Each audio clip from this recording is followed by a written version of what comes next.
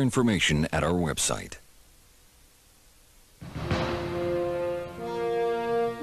In 1968, men first left the Earth for the Moon.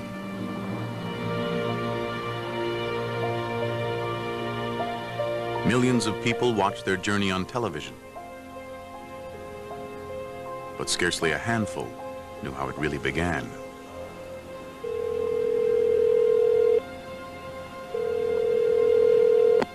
North American Aviation. Frank Borman, please.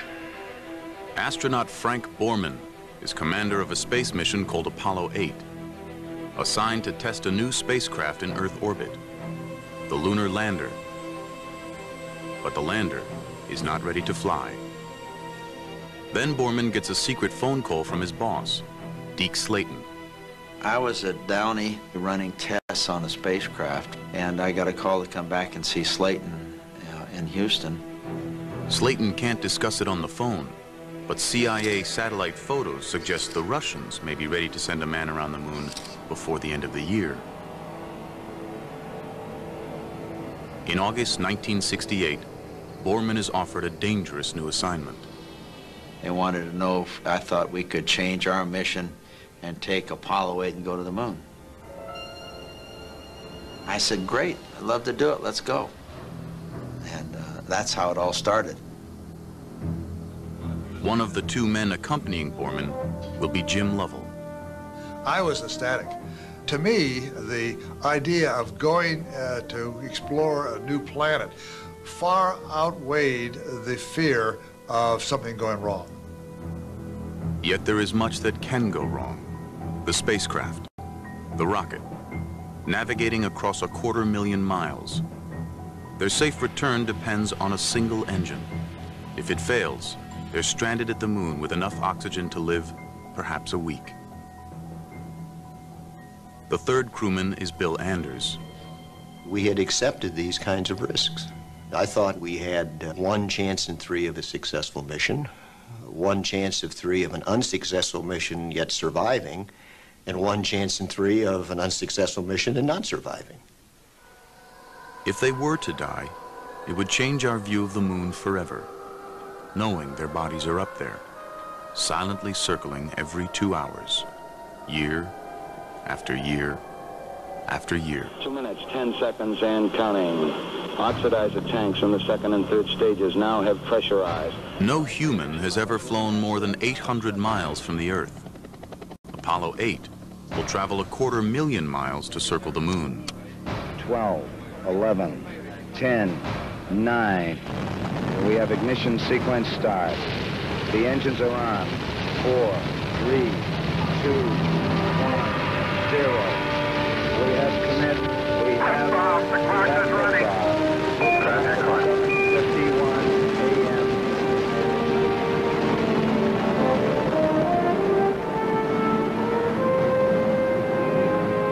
I was absolutely mesmerized by what was going on. I mean, all of a sudden you find out that, my God, the crew has left the Earth's environment. Okay, it's now on a way to another planet for the first time. So, holy cow, this is something.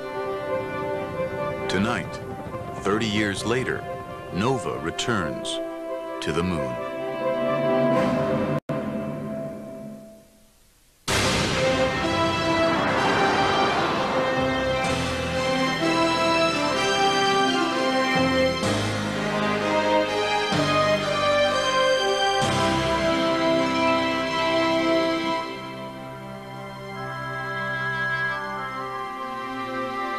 Major funding for NOVA is provided by the Park Foundation, dedicated to education and quality television. This program is funded in part by Northwestern Mutual Life, which has been protecting families and businesses for generations.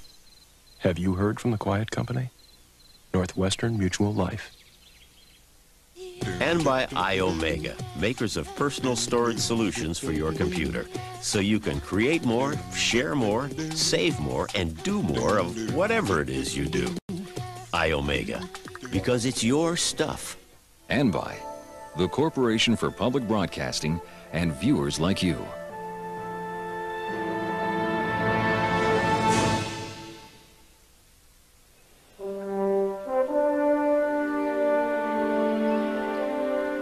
For as long as humans have gazed at the moon, some have dreamed of exploring our nearest neighbor, this mysterious object of wonder. But when future generations look back, they may be surprised to learn why men first went to the moon. Because the ancient dream of exploration had almost nothing to do with what was called Project Apollo. Any idea that the Apollo program was a great voyage of exploration or scientific endeavor is nuts. People just aren't that excited about exploration. They were sure excited about beating the Russians. On October 4th, 1957, Russia orbits the first man-made satellite in history, Sputnik. To many Americans, it's a shocking defeat, a Pearl Harbor in space. It is quite possible that an aggressor nation that dominates space will then dominate the world. We just can't let that happen. They consider the control of space around the Earth very much like, shall we say, the great maritime powers considered the control of the seas in the 16th to the 18th century. And they say if we want to control this planet, we have to control the space around it. Dr. Wernher von Braun is America's leading rocket scientist, a German engineer who created the V-2 rocket for Hitler in World War II. He now works for the U.S. Army. For years, von Braun has dreamed of exploring space. Thanks to the Russians, he'll get the chance. 9 months after Sputnik, President Eisenhower creates the National Aeronautics and Space Administration, NASA. NASA announces Project Mercury, a program to put an American in space. These, ladies and gentlemen, are the nation's Mercury astronauts. The 7 Mercury astronauts become instant heroes, Cold War warriors, ready to battle communism in space. Future celebrities like Alan Shepard and John Glenn are the public face of America's space program.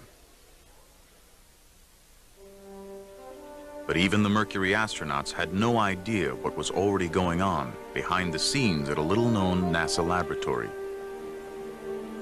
Here at the Langley Research Center in Virginia is where Apollo began. Even today, few Americans realize that in the 1950s, a tiny group of engineers was already planning trips to the moon.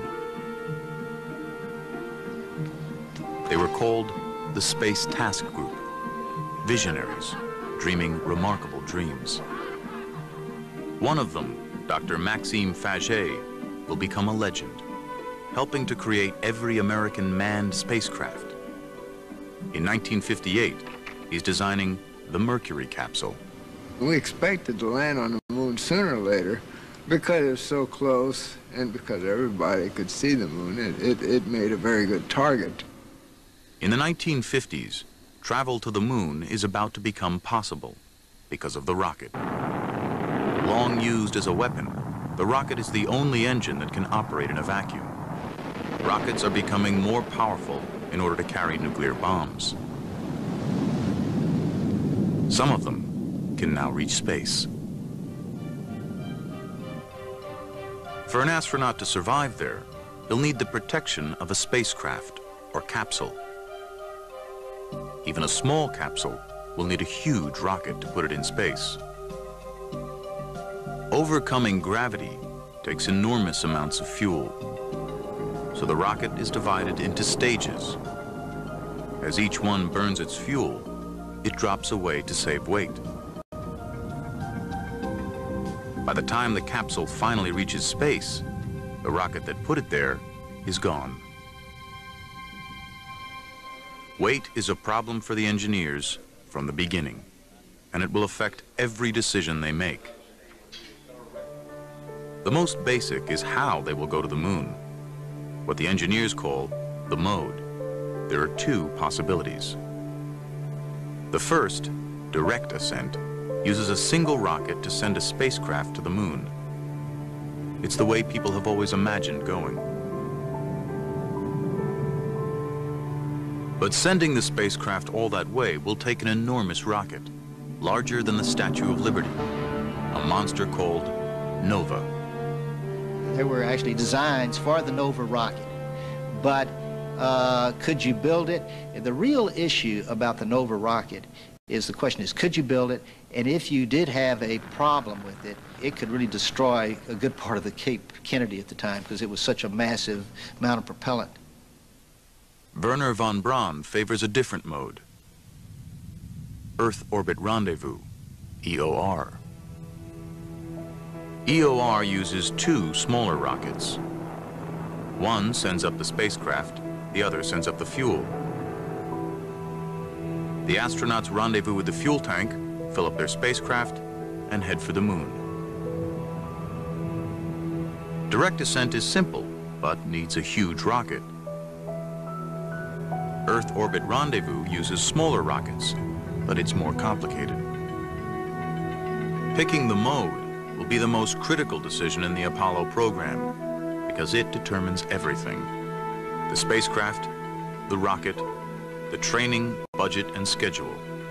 The wrong choice means losing to the Russians and maybe not reaching the moon at all.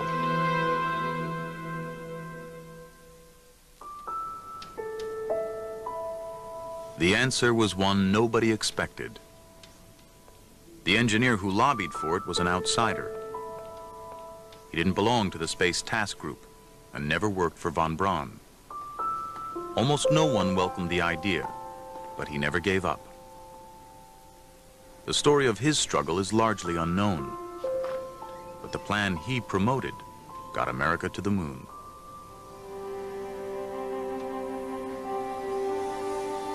His name is Dr. John Hubble. In 1959, he's adamant both modes, direct and Earth Orbit Rendezvous, will fail because the spacecraft needed to land on the moon is much too large. It was a vehicle about the size of an Atlas. Down at the Cape, it takes 3,000 men, a launch pad, and a launch facilities to get an Atlas off the ground from the Earth. They were going to land something the size of an Atlas on the moon backwards with no help whatsoever. I thought that was preposterous. 14 million. Hubble suggests not taking the main spacecraft down to the moon at all. Instead, the astronauts will use a separate lander, a small taxi or bug. One time we called it the Lunar Excursion Vehicle, sometimes we call it the bug, sometimes we called it the Lunar Schooner. But the idea was that we go there, we go into orbit around the moon, then make a decision to land, so we would land with the small lander, but keep the command module in orbit. He was the lonely vigil observing everything. After we explored, we'd take off again, ascend, make the rendezvous again with the command module, dispense with the lander because it's done its job, and then we'd return to Earth in a very normal way. This is Lunar Orbit Rendezvous, LOR. By using a separate lander and not taking the mothership down to the moon, LOR saves fuel and weight. Hubble promises LOR can get America to the moon with one rocket, and it won't have to be the huge Nova. But the astronauts' safe return depends on rendezvous, something no one's ever done, even around the Earth. Hubble's plan requires that rendezvous work perfectly at the moon. To almost everyone, that seems insane. Well, when I first heard about Lunar Orbit Rendezvous, I said, my gosh, we don't even know how to rendezvous in Earth orbit yet. Now, how are we going to be able to assure ourselves that we could get the two vehicles together in orbit and dock together at the moon? That seemed like a very chancy thing. I remember expressions like, this is the most ridiculous thing I've ever heard of, the most unsafe thing. How could anybody go up there and land and rendezvous 250,000 miles away? John Hubble goes on a crusade for LOR, making presentation after presentation. Though he did not invent the idea alone, Hubble has become its main advocate, and he's beginning to annoy some powerful critics, like Max Faget. Well, Hubble was a rather pushy guy, there's no doubt about it. There were a lot of people who had their minds made up that we already knew how we were going to do it. And he had considerable discussion and argument, some of it pretty heated. At a meeting here in headquarters, Max Faget got up on that table and pounded, and he says, "Don't you listen to him, don't listen, his figures lie, his figures lie." We had this little discussion going, which personalities got involved. To some degree, he was crucified that day, chastised. The system was considered to be risky, unsafe. By April 1961, John Hubble has been pushing LOR for 2 years and getting nowhere. But he's about to get some help from an unexpected source.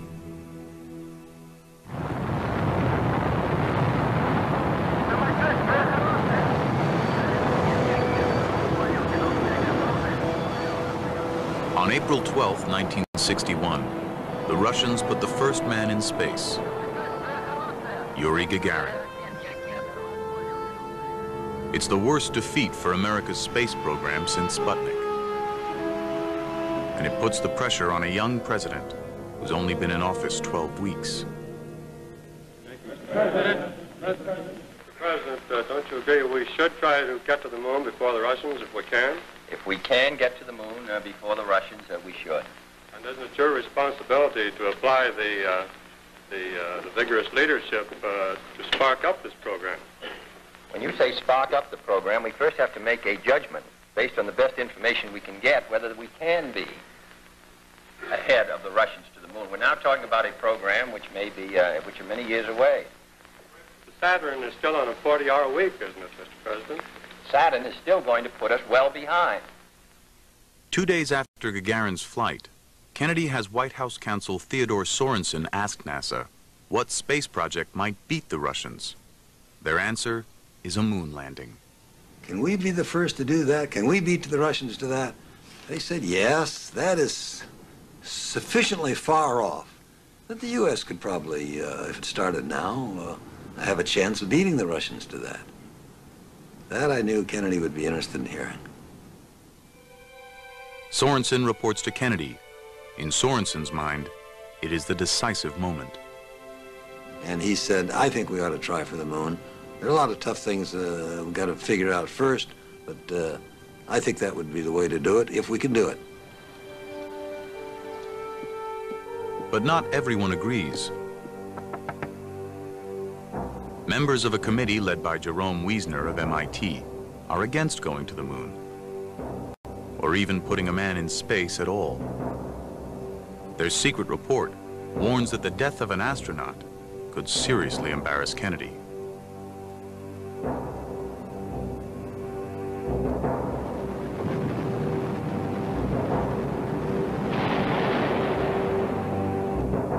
Kennedy will keep his moon decision quiet until NASA proves an American can go into space and come back alive.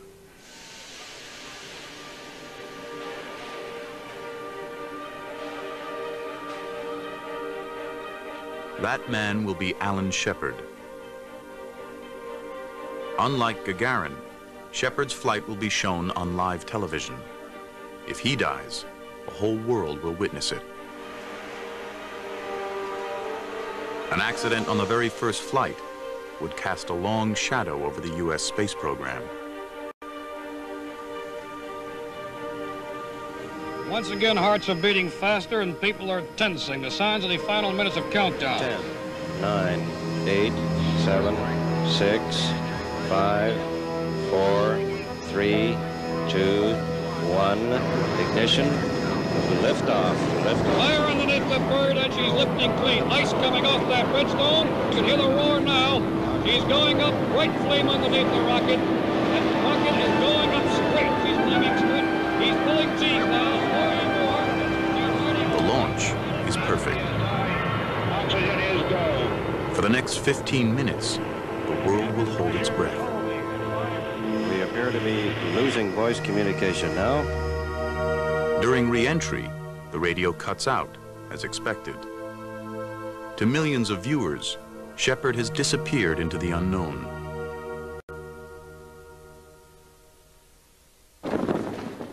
Main chute is green. Main chute is coming unreefed and it looks good. This is it. You should hear the newsmen here right now. They are absolutely screaming and shouting. They've been jumping up and down. It is a tremendously successful. With the enormous response to Shepard's flight, Kennedy will now make his moon decision public. 2 days before he addresses Congress, NASA gets a draft of the speech. And the one thing that really concerned us was that he'd included the date of 1967. And we felt that that was fine for planning and for managerial purposes, but that the country should not stick its neck out to that extent. And so right there, the call put into Ted Sorensen, who said, as you can imagine, well, what do you recommend? And Jim Webb said, well, within the decade. To some people in this the new decade started January 1, 1970, and technically it began January 1, 1971. So there was a little fudge there, and Kennedy just decided to keep that fudge. I believe that this nation should commit itself to achieving the goal before this decade is out of landing a man on the moon and returning him safely to the Earth. No single space project in this period will be more impressive to mankind or more important for the long-range exploration of space. America is headed for the moon. Not only has Kennedy made the decision, he's set a deadline. But NASA engineers can't really get started until they decide the approach mode, how to get to the moon. After 2 years of frustration, John Hobolt risks his career, bypasses channels, and writes directly to NASA Associate Administrator Robert Siemens. November 15th, 1961. Dear Dr. Siemens, the important question is, do we want to get to the moon or not? I'm simply trying to establish that our LOR scheme deserves a parallel frontline position. Respectfully yours, John C. Hobolt. And it was a blistering letter. And I first thought, well, I wish that guy would get off my back. I mean, maybe I should call his boss, the director of the laboratory, and tell him that, you know, you're not really supposed to cut across, I don't know, 6 or 7 layers of management that way. And, but I thought, I think he may be right. Siemens tells Brainerd Holmes, the head of manned spaceflight, to do a careful evaluation of LOR. And then it wasn't more than a week or 2 later when I was talking to Brainerd, and he said, you know, we are seriously considering it, and it is looking better and better all the time. I tell you, within a month and a half's time, they were touting the virtue of lunar rendezvous by the November time frame of 1961. But I think even though they accepted lunar rendezvous, they accepted Hobolt. And I think John was never received the proper credit. In July 1962, NASA announces America will use Lunar Orbit Rendezvous to reach the moon. I grew up on the farm, working 16 hours a day, milking cows in the morning under 20 below zero and everything. And to me, to know that I've been involved with one of our greatest achievements of mankind, I feel rather special about that.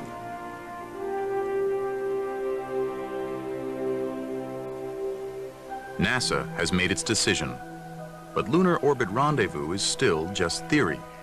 If it fails, the astronauts will be stranded at the moon forever. John Hobolt is convinced rendezvous will work.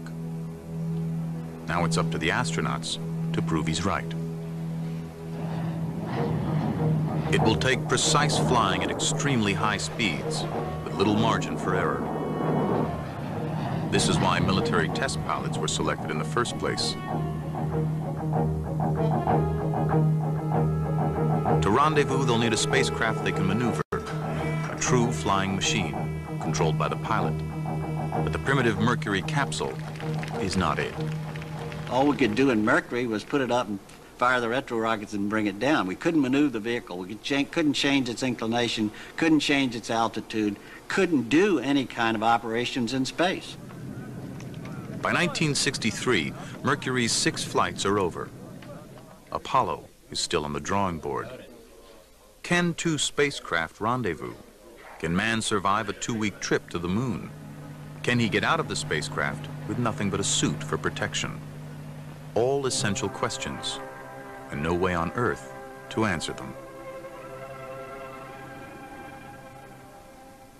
Lost between the pioneering flights of Mercury and the lunar triumph of Apollo is the program that found the answers. It was called Gemini. Nearly forgotten today, Gemini was the essential step to the moon.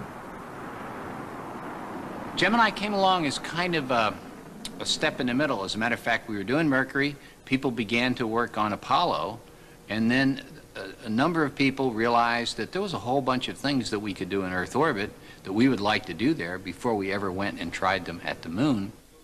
Using a sophisticated 2-man capsule not much bigger than the old Mercury, Gemini will test rendezvous, long-duration flight, and spacewalking.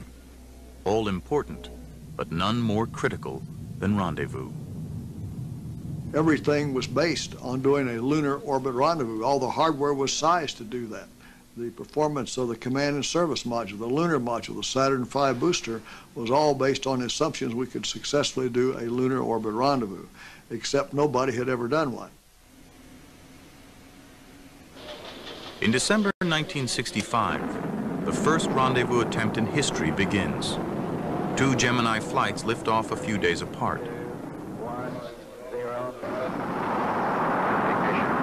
Launch and lift off. It will be a dress rehearsal in Earth orbit for what they'll need to do at the moon. Wally Schirra and Tom Stafford will play the part of the lunar lander. They'll try to rendezvous with a mothership flown by Frank Borman and Jim Lovell. Within a few hours after their launch, Schirra and Stafford can see the other spacecraft. Hey, I think I've got it. Is that spacecraft 7? Now it's in Schirra's hands. To close in, he's got to maintain precise control, that every maneuver consumes precious fuel. The whole thing of rendezvous is exquisite timing, delicate little touches. It's all little tiny maneuvers. You had to really get in there and use both hands and pitch and roll and move and translate, and you were flying formation with it. Separated by only a few feet, each craft is actually moving over 17,000 miles an hour, like one car tailgating another at breakneck speed. Only superb control keeps them from drifting apart or crashing together. It's everything meant by the phrase, the right stuff. Ask them what their range is now. 6, what's your range? Yeah, we're sitting up here playing bridge together. We're in formation with 7. Everything is go here. We did it. Roger, congratulations, excellent. It's pretty exciting. Roger. Wally Schirra's piloting and careful use of fuel prove rendezvous can work. Wally was a perfect choice for that. Went out of his way to do it by the book and exactly within and better than the fuel consumption estimates that had been made. Following their rendezvous success, Schirra and Stafford returned to Earth. Frank Borman and Jim Lovell remain in space to try a 14-day, long-duration flight. It's a test to see what will happen to the human body on an actual moon trip. By the time we flew on Gemini, they knew that your eyeballs weren't going to change. They knew you could drink. They knew you could sleep. The fears were just, could you perform after, say, a week in space up to the level that you expected to? We really didn't know how the body would sustain that long a period, and we had to know that in order to go to the moon. Unfortunately for Frank Borman, this flight is primarily a medical experiment run by doctors. One of the things that I learned in the NASA program, if you give the doctors an inch, they'll take a mile. So I launched with an EEG, needles stuck in my head and everything else you could think of. Just to be confined in there like a sardine in a can, that was a real trial. And of course, you're sitting right next to your companion, and for 2 weeks being with Frank Borman, like 2 weeks being with Frank Borman any place was a real challenge. But anyway, Frank had a book called Roughing It, which we were trying to read. We also sang to each other. Nat King Cole at that time had a very popular song, Put Your Sweet Lips a Little Closer to the Phone. Put your sweet lips a little closer to the phone. Let's pretend that you and I are all alone. That got on our minds, and we sang that damn song for 2 weeks. So we still sing it occasionally.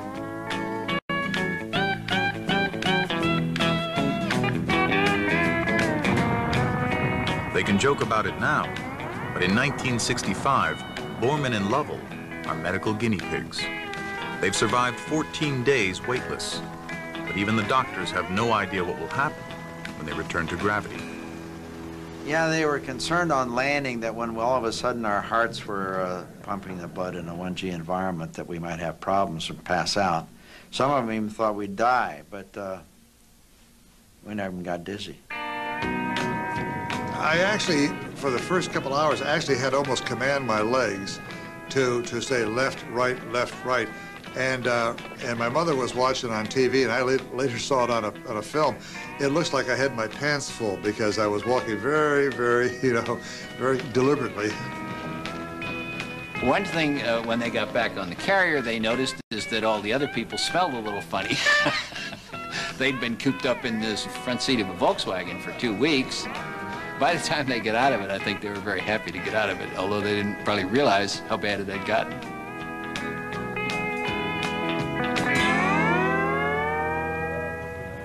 So far, Gemini has succeeded brilliantly, but the final challenge to master is extravehicular activity, EVA, or spacewalking. There's no point in going to the moon if you can't get out and walk around. NASA knows it, and so do the Russians.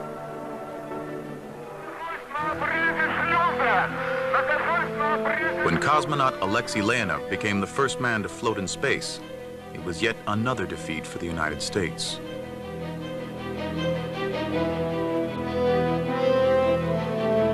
Three months later, in an effort to match the Russians, American Ed White tried it. He floated for 20 minutes and loved every bit of it. You're right in front, Ed. You look beautiful. I feel like $1 million. So far, it looks easy, but this is a dangerous illusion. Before Gemini is through, EVA will put the lives of 3 astronauts at risk.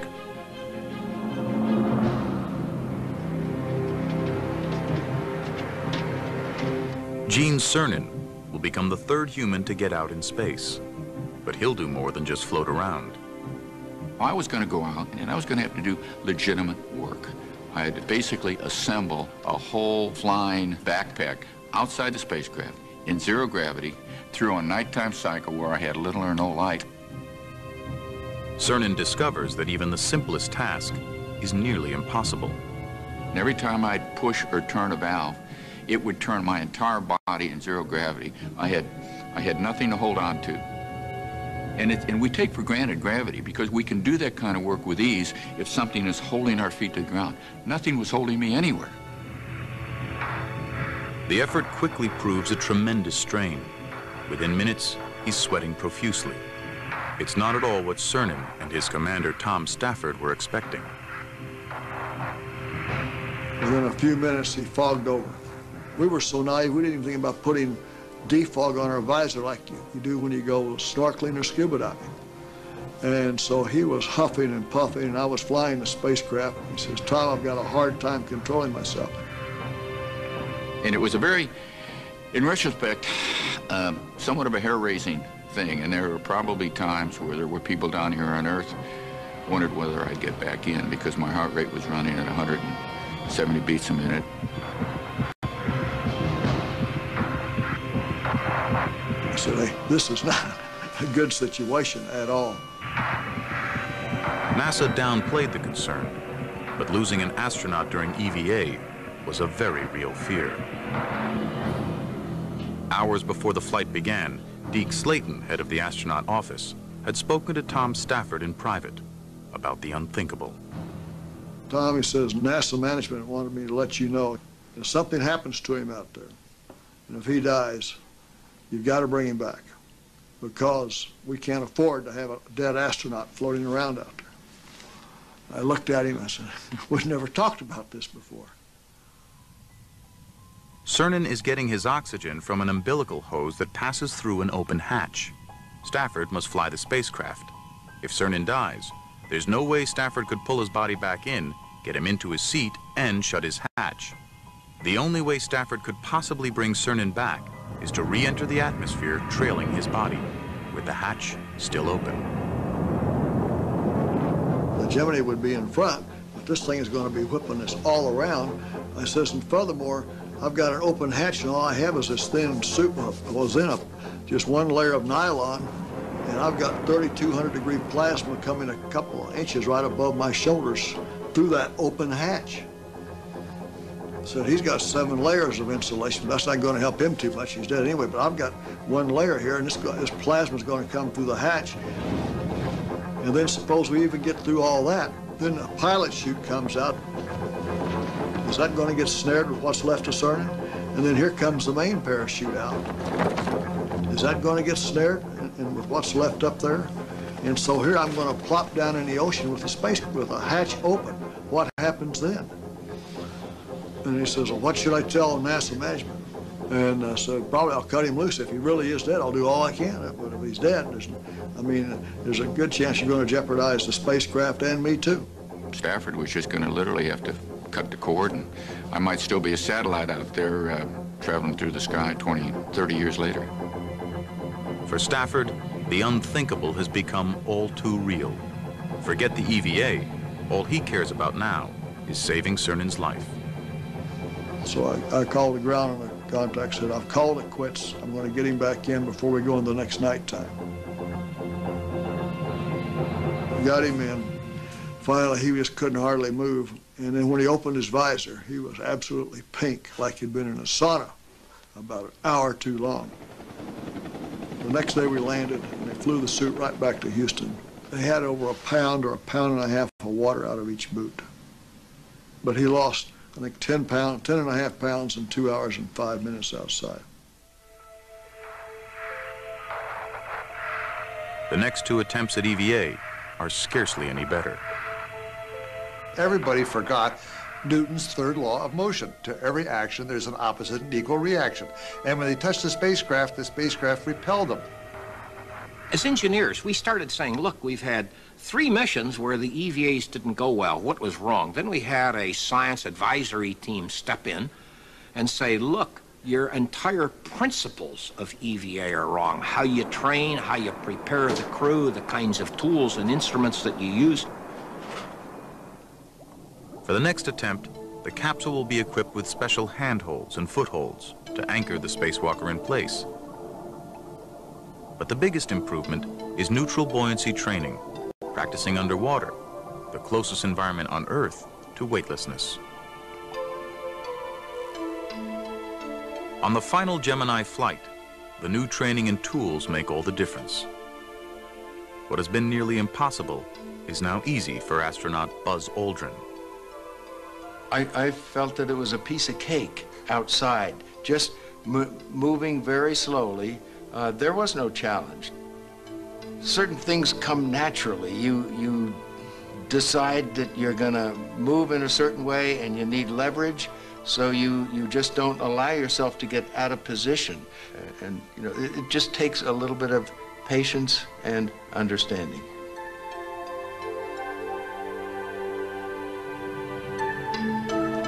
In November 1966, Gemini comes to a triumphant finish. A late addition to NASA's plans, Gemini has proven every technique Apollo will need to reach the moon.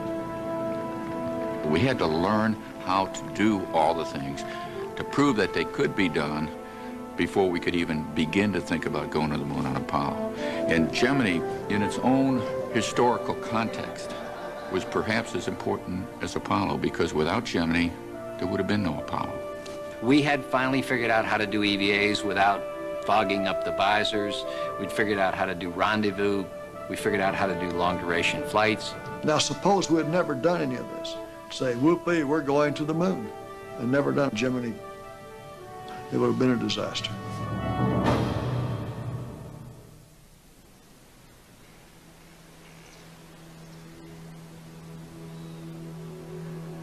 But the almost unbelievable success of Gemini is not a harbinger of things to come. Locked away in an anonymous building at the Langley Research Center are the physical remains of Apollo's darkest hour.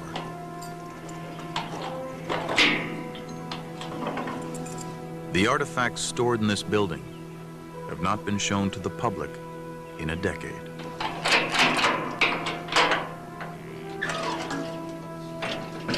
Once, they were evidence.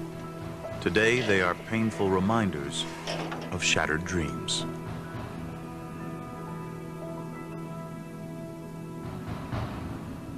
In 1967, the high hopes of America's moon program were all riding on this spacecraft. Its maiden voyage, the first flight of Apollo, was supposed to bring the moon within reach.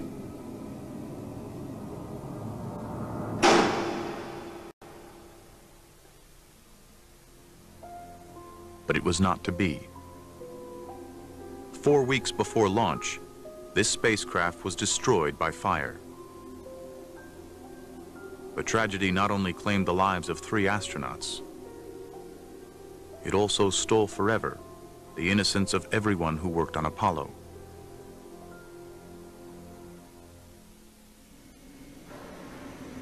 It is January 1967.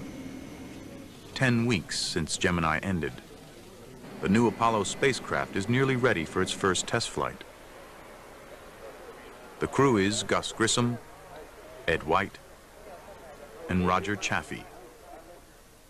Chaffee is a rookie. This will be his first flight. Ed White flew once in Gemini. He was the first American to walk in space.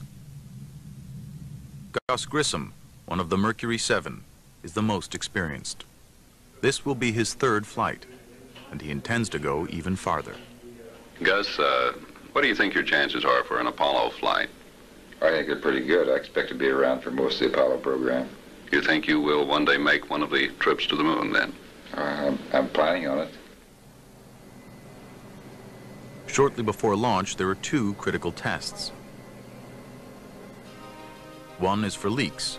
They seal the capsule, pump up the pressure inside, and see if it holds. The second test is a practice countdown, a dress rehearsal for launch. The crew is in the capsule, the hatch sealed, and the spacecraft filled with pure oxygen. To save time, NASA does both these tests at once. They check for leaks at high pressure, while the crew is inside, in pure oxygen. The combination is lethal. We had 15 psi of pure oxygen in that spacecraft. And at 15 psi of oxygen, aluminum burns. After years of doing this same test on every Mercury and Gemini capsule, NASA has become complacent about pure oxygen at high pressure. On January 27th, 1967, their luck runs out. There are communication problems, and Grissom is frustrated. You copy? No, I didn't read you, Chuck, at all. I can't read you, Chuck. You want to try the phone? Hey, how are we going to get the moon? We can't talk between 3 buildings. I can't hear a thing you're saying. Jesus Christ. Did you guys talk together up there at the command module? I said, how are we going to get the moon? We can't talk between 2 or 3 buildings. Ironically, the end of the test is to be an emergency escape drill, but it never gets that far. At 6:31 p.m., somewhere in miles of wire, a spark jumps. I was looking at a TV on my launch director's console. I saw a flash, and the spacecraft really burst into flames.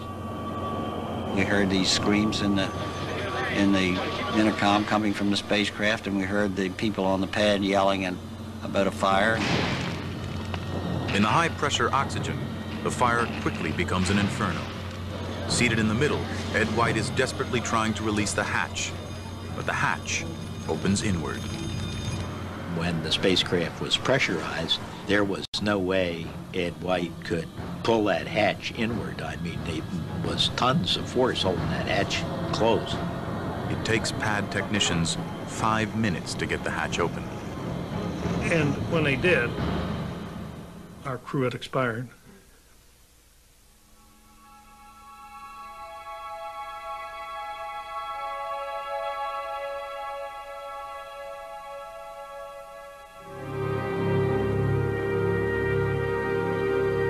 It was like a stomach punch for everyone in the program, and everybody, no matter what role they had or what part they had in it, I think had a sense of guilt about it.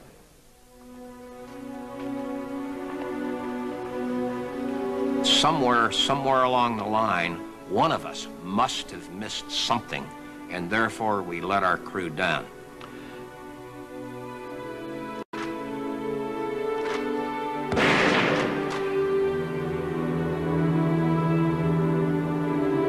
Roger was so energetic, so enthusiastic about the whole program. We're sure that as long as he had to leave this world, he's happy in his spaceship anyway. No anger at what's down at Cape Kennedy? What will continue, what will follow? None whatsoever. The price of progress comes high at times.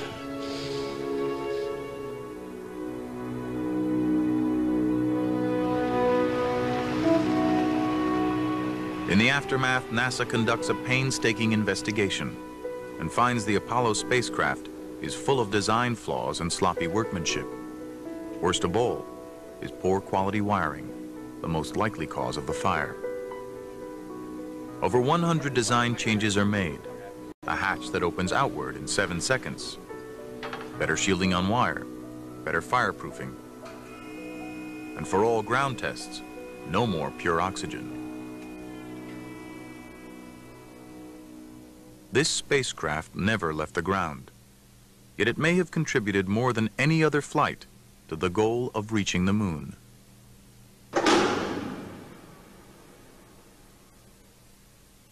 I hesitate to say this, but I have to say it.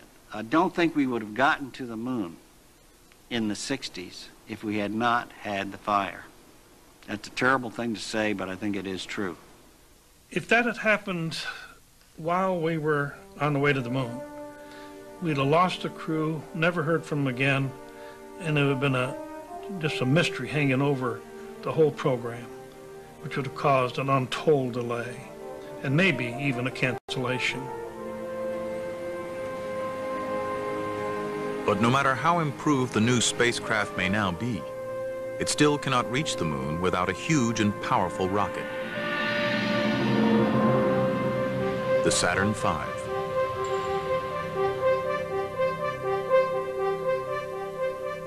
Mercury and Gemini used reconfigured military rockets intended to carry warheads. The Saturn V was created solely to explore space. It stood 363 feet tall. It weighed 6 million pounds, but over 90% of that weight was fuel, 1 million gallons. All that fuel didn't last long. The 5 engines of its first stage burned 15 metric tons of it every second. This was the only rocket that could send Apollo to the moon. And there was a time when no one knew if it would even work. This incredible machine is the creation of Wernher von Braun and his team at the Marshall Space Flight Center. Within NASA, the Marshall Group is notorious for being extremely cautious engineers.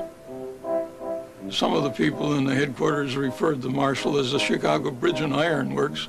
All of their vehicles were very conservatively designed with safety factors that I think were probably excessive by today's standards at least. However, there's one thing that has to be acknowledged. they worked. But von Braun's conservative engineering has a downside. His team works slowly, testing their rockets one stage at a time. At this rate, it will be years before the Saturn V is ready. Dr. George Miller, director of manned spaceflight, sees a way to cut the schedule. Test the whole rocket at once, an all-up test. Von Braun and his team are aghast. To sell this to the German team was really, they couldn't believe it. They were for the careful, step-by-step approach. And their reaction was that you must be out of your mind. You wouldn't do that, would you? And that literally was what they said. Von Braun has good reason to be nervous. The Saturn has the power of a small nuclear bomb. Thousands of parts must work perfectly, or it may explode without warning. Just to get it off the ground, huge mechanisms must function with split-second timing. A giant steel gantry with enormous service arms. 5 remain connected until the rocket starts to move. Under the launch stand, a huge flame deflector channels exhaust away to the sides. Without it, the hot gases would bounce straight up and the rocket would destroy itself. 4 hold-down arms bolt the rocket down until it has correct thrust. When the arms release, they must all let go within 50 milliseconds, or the Saturn will tip over. Now the 5 remaining swing arms, 20 to 30 tons each, must retract in seconds. The bird has to climb some 2 inches before the arm starts to swing. And that's an emotional time, I must tell you. By 1967, rocket and launch complex are ready. T-minus 60 On seconds November and 9th counting. at 7 a.m., Rocco Patron's launch team lights the candle. You count up, and at 6 seconds, roughly, you give the first signal to burn.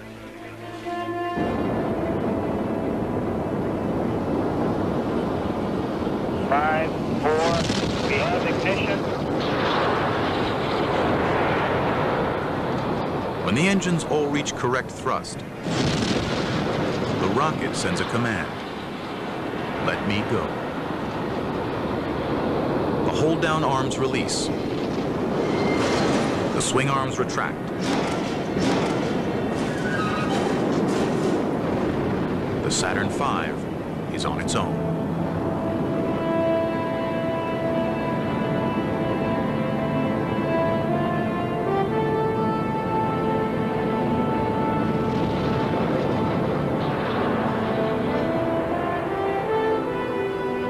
You can see the triumph in some of our safe bases when it actually went off properly. And that was with Werner and some of his team there. And they said, we just can't believe it. It all worked. To me, it was the opening of the space age. Once we had that bird launched, I knew then it was just a matter of time till we got to the moon.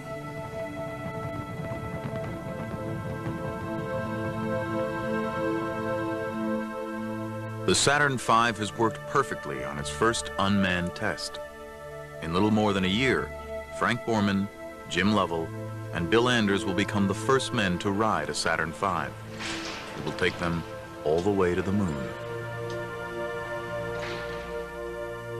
30 years later, Nova joins Borman, Lovell, and Anders at a reunion in Chicago, a chance to look back on the perilous journey that was Apollo 8, and to recall the mysterious way it began. North American Aviation. Frank Borman, please. This was all super secret. They wouldn't even discuss it or allow us to discuss it over the telephones. Yeah. And that's why the reason I had to fly back to Houston and get told in person. And then, even though we had changed our mission... Didn't you know before you actually got on the airplane that there was going to be a change? I did not know. I did not have any idea until I walked into Slayton's office. Honest to God. Well, let me ask you, what did he give you an option, or did he say the mission has been changed? No, he said that the Russians, the CIA had heard that the Russians were going to launch before the end of the year, and that Lowell was coming up with this plan to sent Apollo 8 to the moon, and what did I think about it? I think it's a hell of a good idea. It'd take me 30 seconds. I committed you guys on that. See that, Bill? He said, hey, Bill and Jim would really love to do that. 3 days after leaving Earth, Apollo 8 is approaching its target. But the moon is invisible, hidden in shadow, lost in total darkness. It was very black. All there was we could see over our shoulder was a black hole with no stars. We assumed that was the moon. In fact, the only time of the flight that my hair kind of crawled on the back of my neck, going into this big black hole.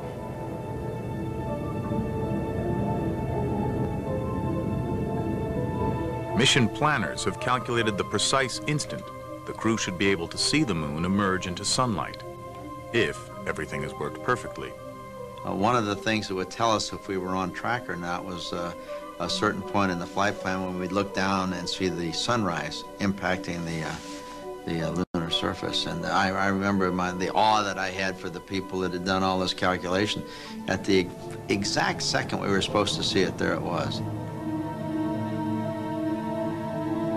Something caught my eye out of my window. And these were the lunar mountains coming up the window. It is humankind's first look ever at the far side of the moon. It was a lot rougher than the front of the moon, the side that's always exposed to the Earth. We were like three school kids looking into a candy store window. Our noses were pressed against the glass. We forgot the flight plan. Then, something happens that no one has predicted, and it turns out to be an even more amazing sight. When I looked up and saw the Earth coming up on this very stark, beat-up lunar horizon, an Earth that was the only color that we could see, a very fragile-looking Earth, a very delicate-looking Earth, I was immediately almost overcome with the thought, you know, here we came all this way to the moon, and yet the most significant thing we're seeing is our own home planet, the Earth. Though their mission is to photograph the moon, all three men focus on the Earth. Bill Anders takes a picture that gives humanity its first look at our home as it really is. Earthrise.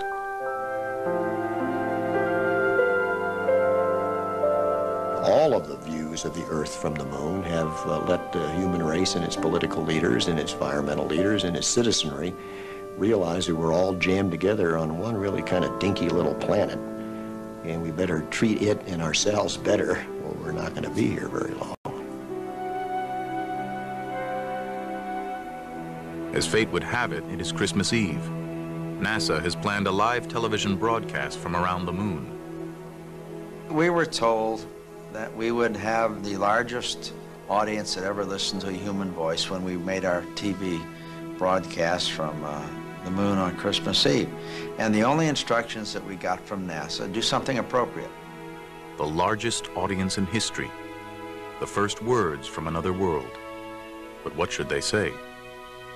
I didn't want to take the time to worry about that when we had so much else. And Cy Borgen, who was a friend of ours with the U.S. Information Agency, suggested, how about reading from Genesis? So that's how it happened. We are now approaching lunar sunrise, and for all the people back on Earth, the crew of Apollo 8 has a message that we would like to send to you. In the beginning, God created the heaven and the earth. And the earth was without form and void, and darkness was upon the face of the deep. And the Spirit of God moved upon the face of the waters. And God said, "Let there be light." And there was light. And God saw the light, that it was good. And God divided the light from the darkness. There's a lot of times in my life when I've been brought to tears by just the power, the immensity, the beauty of what we were doing. And this was one of those days. And God saw that it was good. And from the crew of Apollo 8, we close with good night, good luck, a Merry Christmas, And God bless all of you on the good earth.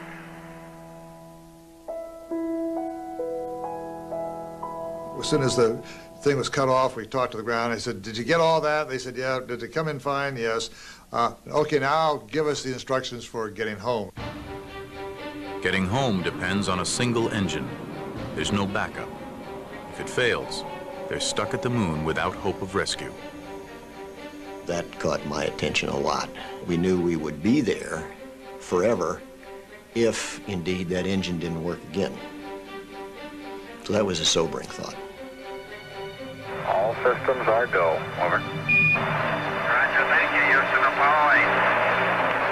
I think the premier of all the tense moments was the burn to get us back out of lunar orbit. We only had a single engine to do that, and had it failed, we'd still be circling the moon. So I can assure you there were 6 eyeballs focused on those instruments. Well, we were talking about what we call the TEI burn, the trans-Earth injection, and of course we spent 20 hours going around the moon and we were all kind of tired, and so we were programming the computer to turn on the engine and get the proper attitude. And as we got around the backside, because this burn starts at the backside, so no one can hear us from the Earth, and on the computer it comes up a little sign that says, a couple numbers that essentially says, are you really sure that you want to make this maneuver? This is your last chance to make up a decision. So I said to Frank, hey, do we really want to? Frank says, push the button, push the button. I'll never forget that.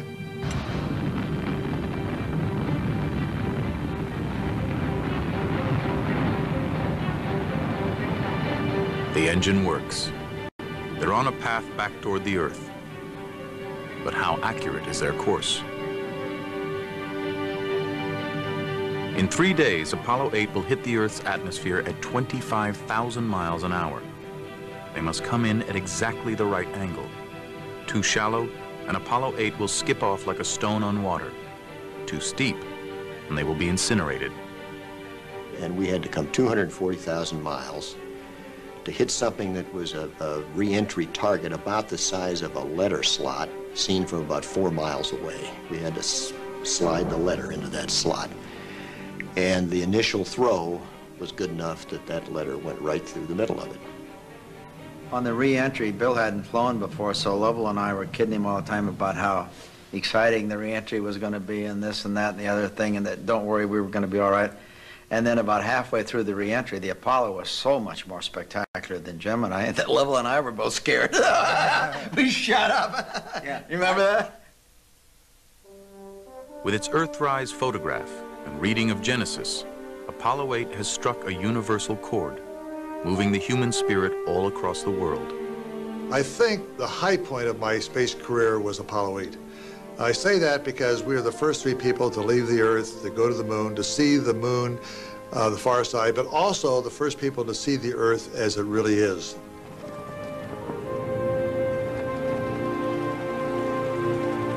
And it has accomplished its original mission as well.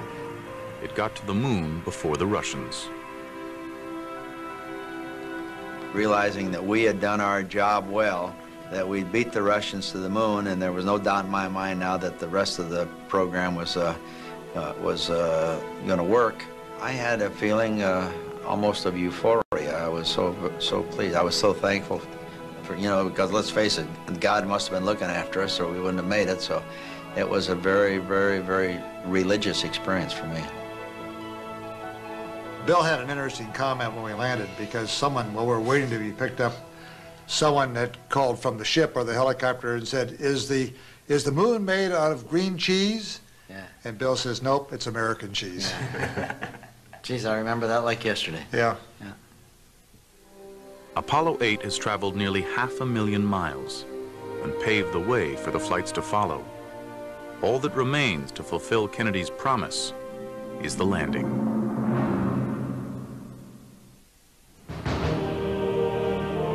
Early in 1969, the Russian threat resurfaces. CIA satellite photos reveal 2 Soviet rockets, larger than any detected before. Soviet Union, by whatever circumstances, had a very, very clever, aggressive space program, and they made maximum use of everything they had. When they started their very large booster, for example, our satellite photography showed that this was definitely a lunar landing vehicle. Top secret film footage, only recently seen in the West, now confirms the scale of the Russian effort. The Soviets had constructed a massive new launch complex at the Baikonur Cosmodrome, 1,500 miles southeast of Moscow. Inside the main building, a lunar lander was under development. The Soviets, too, were planning a lunar orbit rendezvous approach to the moon. And their rocket, known as the N1, boasted 30 engines in the first stage alone and stood 35 stories high. They had a huge rocket, size of the Saturn, with many more engines on it than the Saturn, which they were planning to go to the moon with. The Soviets began testing the N1 under conditions of utmost secrecy. No one outside a tiny Soviet elite ever knew of these launches. But the CIA surveillance photos are proof enough that the race to the moon is not yet over.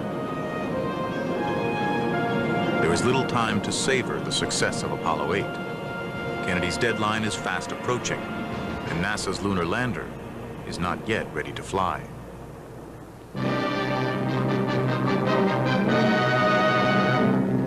This strange device is one that Uncle Sam hopes will make history.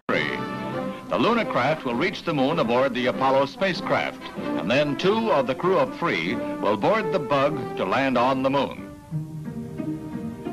The Lunar Excursion Module, the LEM, is designed to orbit the moon as part of a stack of spacecraft.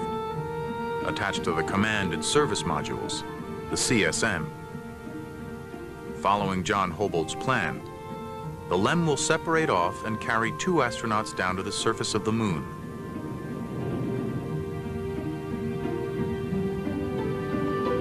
The ascent stage of the LEM will bring them back to dock with the CSM and return to Earth.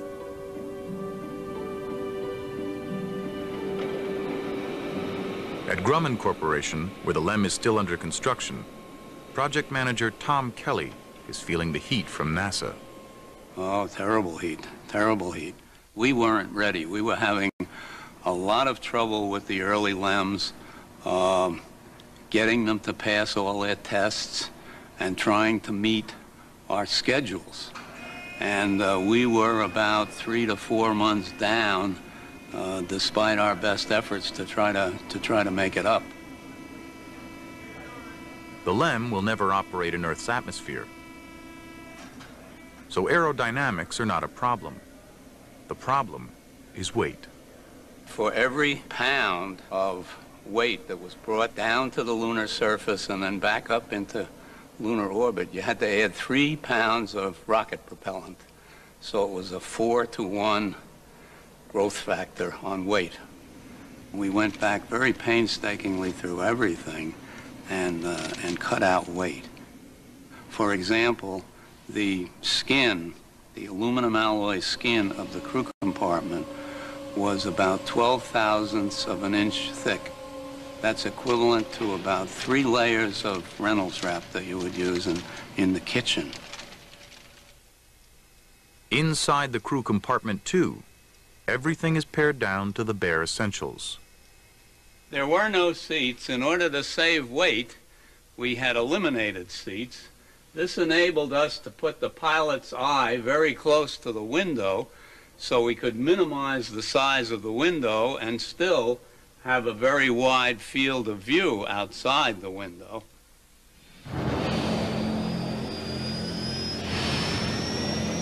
While engineers trim pounds from the LEM, astronauts train for a lunar landing with this contraption, known as the flying bedstead. Jet engines firing downward cancel out most of the vehicle's weight to approximate lunar gravity. But the machine is awkward and dangerous. In May 1968, astronaut Neil Armstrong, a former fighter pilot, climbs into the bedstead. Fellow astronaut Bill Anders had just completed his turn flying the ungainly machine. It had 2 rocket fuel tanks, 2 round tanks, one on each side of the vehicle with a cross feed between them. So while Neil was up there getting the near perfect start, fuel was draining from one tank to the other. Just about prior to touchdown, he ran out of the fuel to control the attitude of this vehicle. So now it was like a kid's balloon at a party where they blow it up and let it go.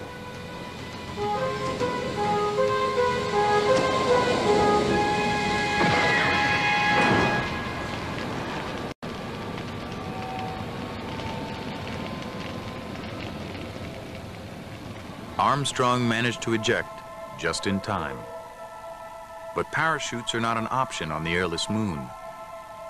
The lander must work perfectly, and the landing site must hold no surprises.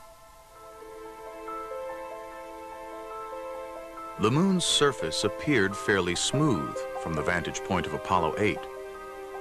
Plenty of wide, flat plains where the LEM could set down safely. But close-up photos beamed back from unmanned probes tell a different story. Deep craters, towering mountains, boulders bigger than houses litter the landscape. One scientist warns that the LEM could sink beneath the surface into a thick layer of lunar dust. The landing site must be chosen with great precision and from 250,000 miles away. Charged with this task are 2 geologists, then fresh out of graduate school, Farouk Elbaz and Jim Head. One of the big problems was if you landed even on a flat surface on the edge of a crater, some of these craters had slopes of 10 to 15 degrees in the inside. And of course, if the lunar module pitched over and landed, they would just keep going over. And that was not something you wanted to have happen because obviously you couldn't get off the moon if that were the case. So there were lots of different problems. That would have been a really interesting one right next to here, but I'm not sure it would have been a very safe landing. Yes. Not the least of their problems is dealing with the competing expectations of the scientific community and NASA engineers. The engineers wanted to do the simplest possible thing to get the person there and return them safely. And the scientists want to say, wait, we're going to be on the moon. Let's run over here, and that's going to be interesting over there. And how do we get to this? And why land in this dull, boring place? Look at the mountains. And you can imagine saying to an engineer, we don't want to land on a flat surface. We want to land on the side of a mountain. Like, whoa, get real. The engineers prevail. The first landing attempt will aim for the edge of a broad, flat area known as Mare Tranquillitatis, the Sea of Tranquility.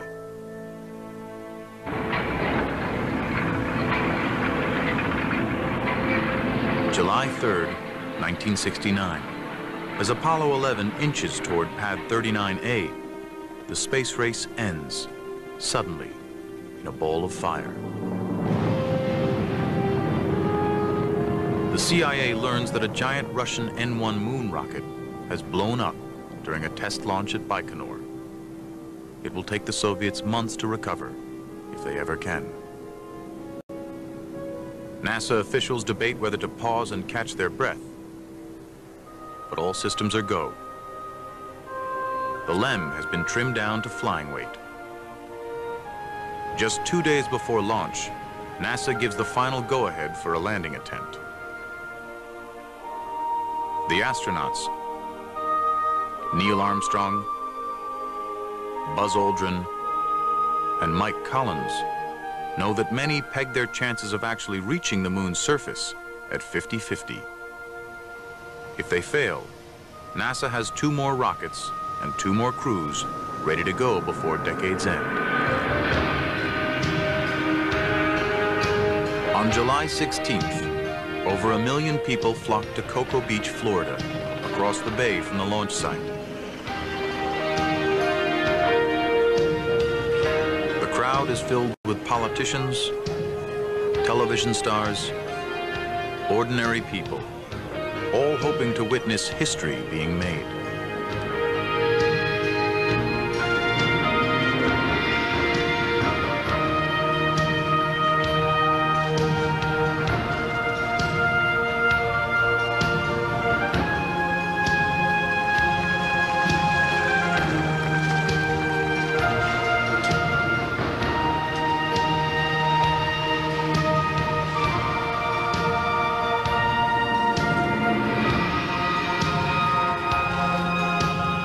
T-minus 15 seconds. Guidance is internal. 12, 11, 10, 9. Ignition sequence start. 6, 5, 4, 3, 2, 1, 0. Liftoff. We have a liftoff. 32 minutes past the hour. Liftoff on Apollo 11.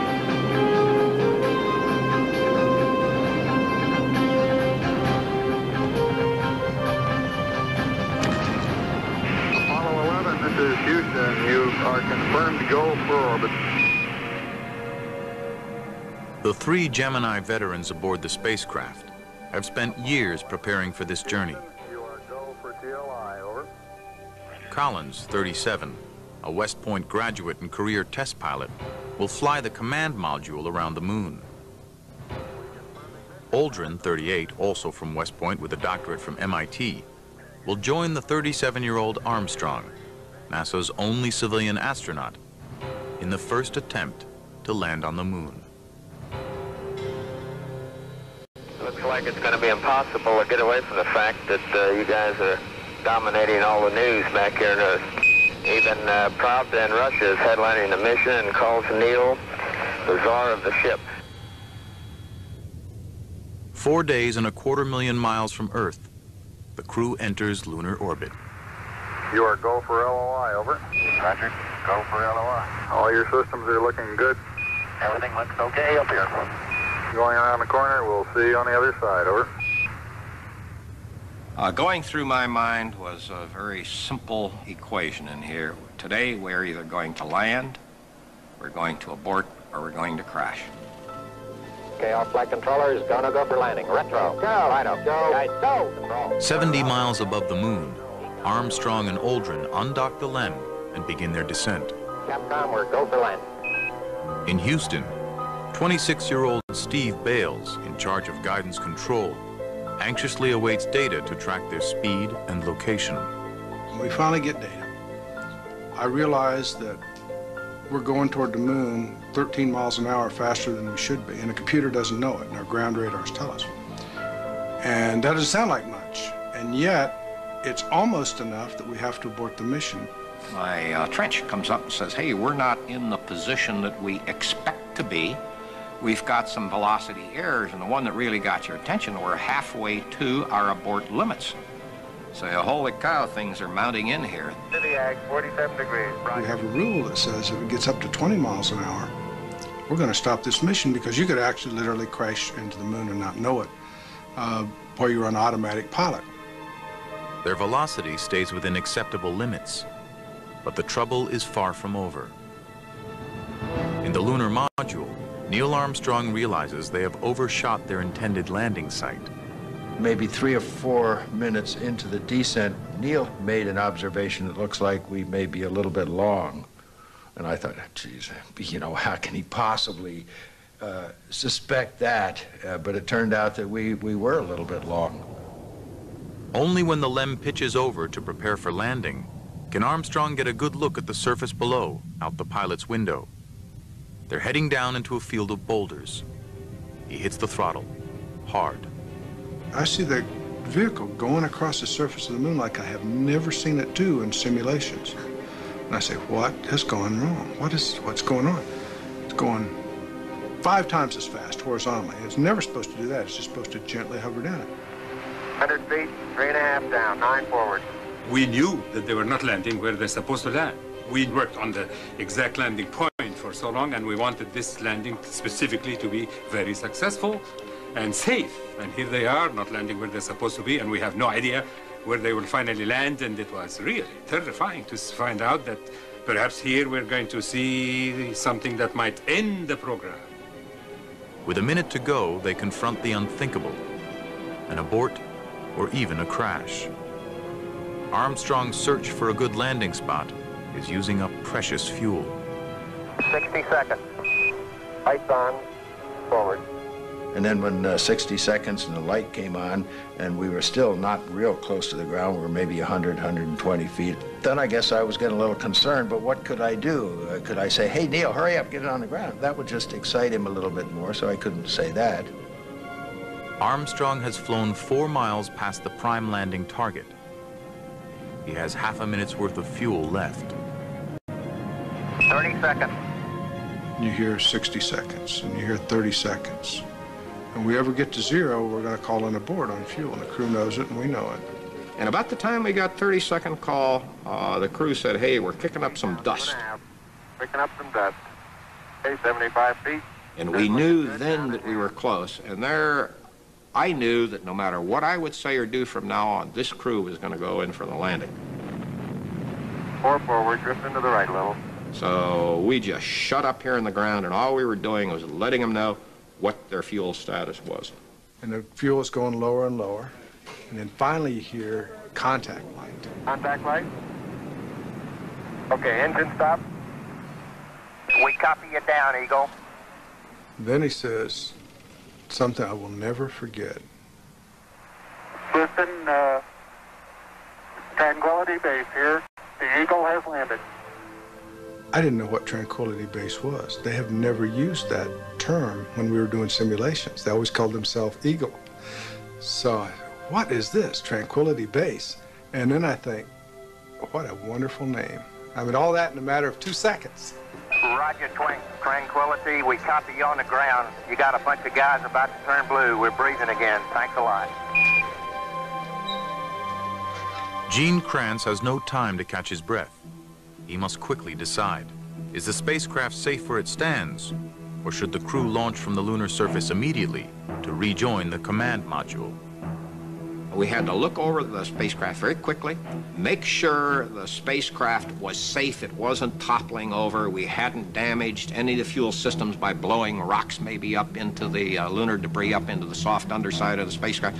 So I had to do this very quickly.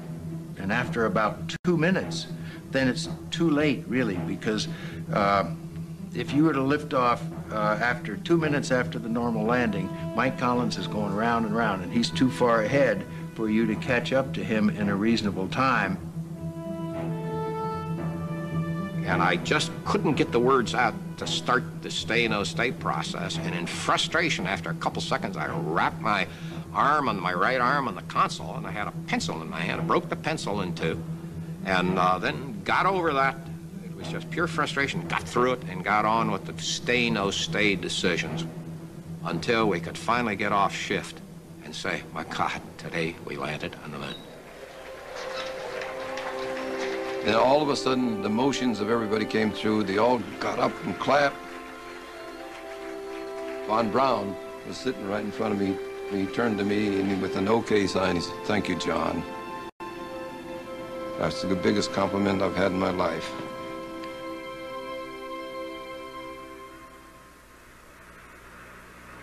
That's one small step for man,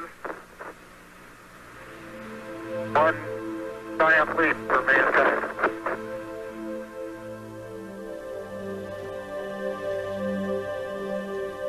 The most massive and concentrated effort of science and engineering since the building of the atomic bomb has paid off. The cost has been high, $20 billion, and the lives of 10 astronauts, Soviet and American. But on July 20th, 1969, only 8 years after President Kennedy committed the nation to the challenge, Neil Armstrong and Buzz Aldrin walked the surface of the moon. But what is this place they've landed on? This moon that is bigger and closer to its host planet than any other moon in our solar system. What can we learn by actually being there? About its age, its origins, its crater-torn surface. The focus of Apollo is about to change.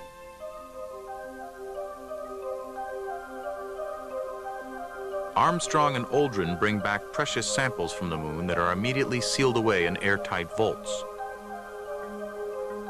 The first pieces of another world. I was a scientist at the U.S. Geological Survey at the time, one of those chosen to study the samples, and it's 30 years ago now, but I can remember the excitement of coming here and getting our bits of material. When the rocks first came back, it was really amazing because the rocks Neil Armstrong picked up turned out to be basalts, and the ages of those weren't a few thousand or hundreds of thousands of years, but were 3.7 billion years old, older than virtually all rocks we'd found on the Earth at that time. Basalts like this are made from cooling lava, the holes from bubbles of escaping gas. On Earth, the salts are relatively young, as the planet's surface is constantly reshaped, erasing eons of geological history. But the age of the lunar basalts suggests that any volcanic activity on the moon ceased billions of years ago, after oceans of lava hardened, forming dark areas called maria, or seas. These rocks, before the astronauts picked them up, had lain virtually unchanged for nearly 4 billion years. Geologists are anxious for more and different samples. Even before Apollo 11, they had lobbied NASA to send a bona fide scientist to the moon.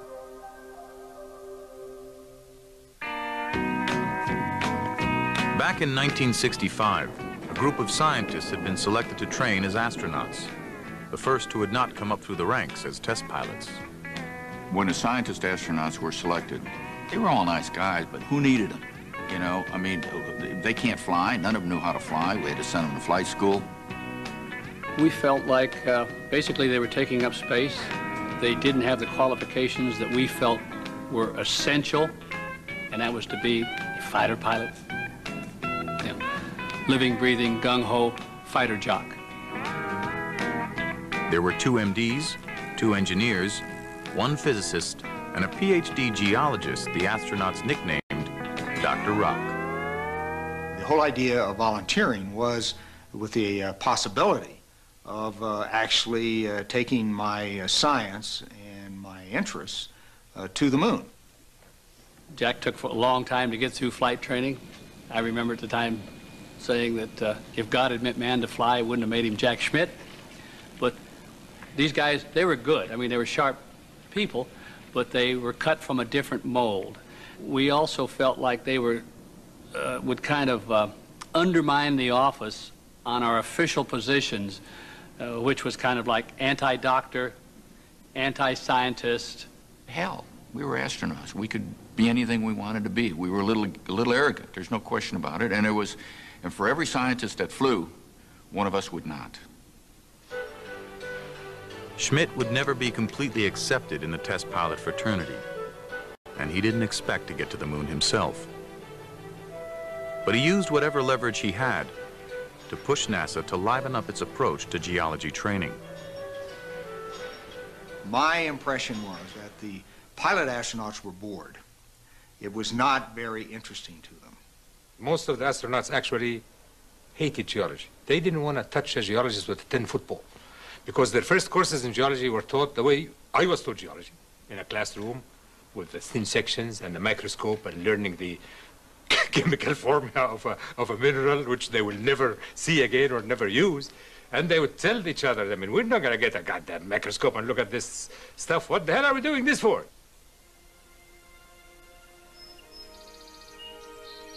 To spark the astronauts' enthusiasm, Schmidt recruited his own source of inspiration from his days at Caltech, Dr. Lee Silver. What I was trying to do initially was convince them that they could make important contributions to the science.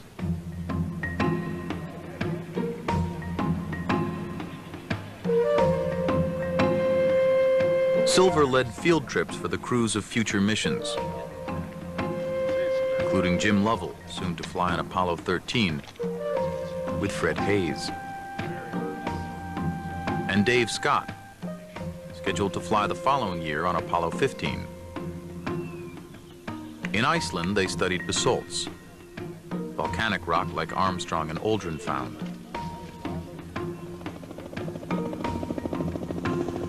At Meteor Crater, Arizona, they found samples of a kind of compressed fragmented rock called breccia. Finding breccia on the lunar surface could prove that the moon's vast craters were formed not by volcanoes as many once thought, but by the fiery bombardment of meteor impact. The astronauts must learn to recognize it. You have to think about these people as not a typical set of undergraduates who are going out on a geology field trip. I mean, here are these people incredibly highly motivated, but also very, you know, they're very competitive. And before not too long, these people became highly motivated students because they could see that, hey, you know, you get out on the moon, we're not just going to pick up a couple of rocks. You're going to be on a moon for 7 hours, and gosh, gee whiz, that really looks neat. Goes about 30 seconds, and you got to learn some geolingo, or you're going to look stupid. We did geology from when we woke up at dawn and could get breakfast to we'll go through 2, 3, 4 exercises a day till it got dark, and then talk geology around the campfire until 10 at night. Fred Hayes and Jim Lovell had become so enthused about geology that they chose as their Apollo 13 motto, Ex Luna Scientia, from the moon, knowledge, and are heading for a hilly landing site, quite different from the flat terrain where Apollo 11 and then Apollo 12 had landed. We knew that the material might be different than it is in the flat areas. We knew there was ejecta lying on the surface thrown up by volcanism or impacts that they wanted us to pick up because that could tell us a lot about the interior of the moon. 2 days after liftoff, Lunar Module Aquarius, coupled to Command Module Odyssey, is nearing the moon. Everything is going smoothly. It's become almost routine. Trips out to the moon and back are generally very quiet, kind of boring, as a matter of fact. Crews kind of going over their checklist, etc. They had a TV day that day where the crew took everybody on a tour of the capsule and so on. And that was winding down, and they were securing from that and getting ready for sleep time. We're just about to close out our inspection of Aquarius and get back to a pleasant evening at Odyssey. Good night. Gene Kranz went around the room, says, before we put the crew to bed, is there anything you want to do before they shut down for the night? And I said, okay, Flight, what I need him to do is stop charging one of the batteries and give me a crowd stare all 4 tanks. 4 switches, all 4 tanks, no big deal. Command Module pilot Jack Swigert throws the switches to activate fans that stir up the tanks of liquid hydrogen and oxygen. Then, suddenly, the spacecraft lurches as if struck by a meteor. Houston, we've had a problem. We've had a BP bus undervolt. And it was a very obvious abnormal combination of shock and initial felt motion as well as sound reverberating through the hull. And we had a pretty large bang associated with the caution and warning there. Warning lights indicate problems everywhere. Fuel cells dying. Maneuvering thrusters out. Oxygen tanks losing pressure. It was not until we really saw the oxygen escape from the rear end of our spacecraft that we realized that we were in very, very deep trouble. Then we got that sinking feeling, you know, that searing sensation in your stomach when you're in deep trouble and don't know how to get out of it. The routine stir of liquid oxygen had somehow triggered a short circuit. The oxygen tank, which fed the electrical system, had exploded. Now 2 of the 3 command module fuel cells are nearly dead. This is virtually a quadruple failure. And we just didn't train for that because there really was no way out of it. We really thought that God would not be so unkind as to give us more than 1 failure at one time in one system. I knew it was an abort, that we'd lost the mission. The original mission, exploring the lunar highlands, must now be abandoned. The new mission becomes, get the astronauts home alive. And I'm down at the Cape, said goodbye to the guys, and I watched the launch. And then I headed for Houston, and then the word came back. The Apollo 13 spacecraft has had a serious power supply malfunction that could cause the lunar landing mission to be terminated early. Without question, I was disappointed. At the beginning of an experiment, you got good people working on it, you're enthused and all. Priorities are priorities. My concern was for the crew. These are people I worked with. The command module's power supply is nearly spent. Soon its computer, lights, and gauges will be dead. The ground directs Lovell, Hayes, and Swigert to use the lunar module as their lifeboat. We figure we've got about 15 minutes worth of power left in the command module, so we want you to start getting over in the LEM and getting some power on that. The LEM has its own power supply, but it's designed to support 2 people for 45 hours. Now there will be 3, and they are at least 90 hours from home. Ground Control decides they should continue around the moon and take advantage of lunar gravity to turn them back toward Earth. Then, to get home before the power runs out, they must accelerate their crippled spacecraft by burning the LEM's small descent engine, an extremely critical maneuver that had never been tested. The ground started to send up the instructions to me of how long to make the burn, what attitude, and things like that. And I had my 2 companions in the lunar module with me. When I looked at them, they weren't paying any attention at all. They had cameras in their hands. They said, well, as we go around to the far side, we're going to take some pictures. And that's when I told them that if we didn't get home, they weren't going to get them developed anyway.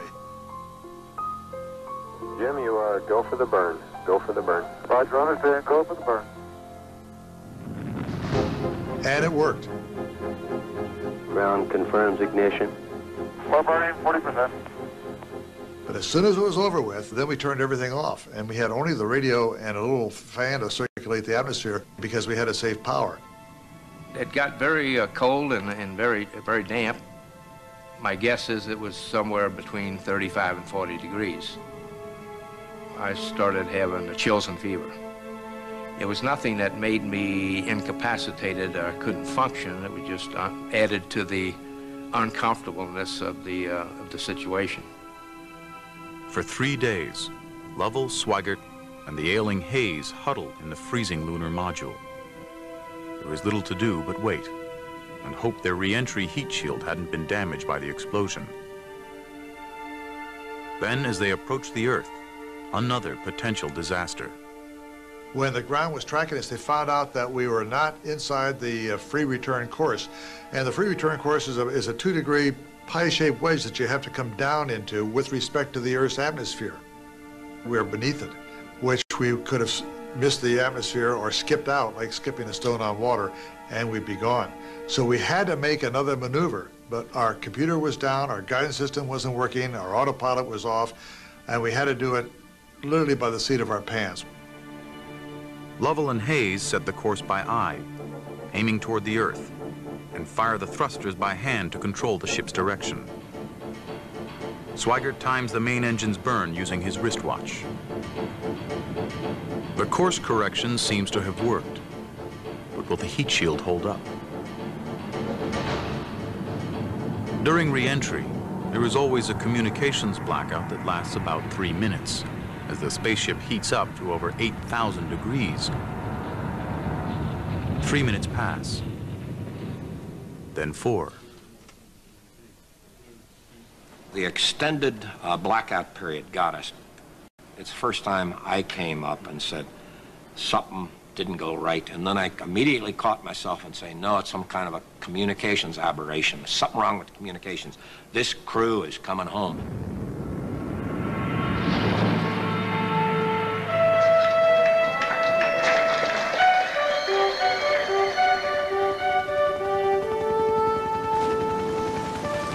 I cried. As soon as I saw those parachutes, it was literally the tears flowed. And I think this was true for many of the people.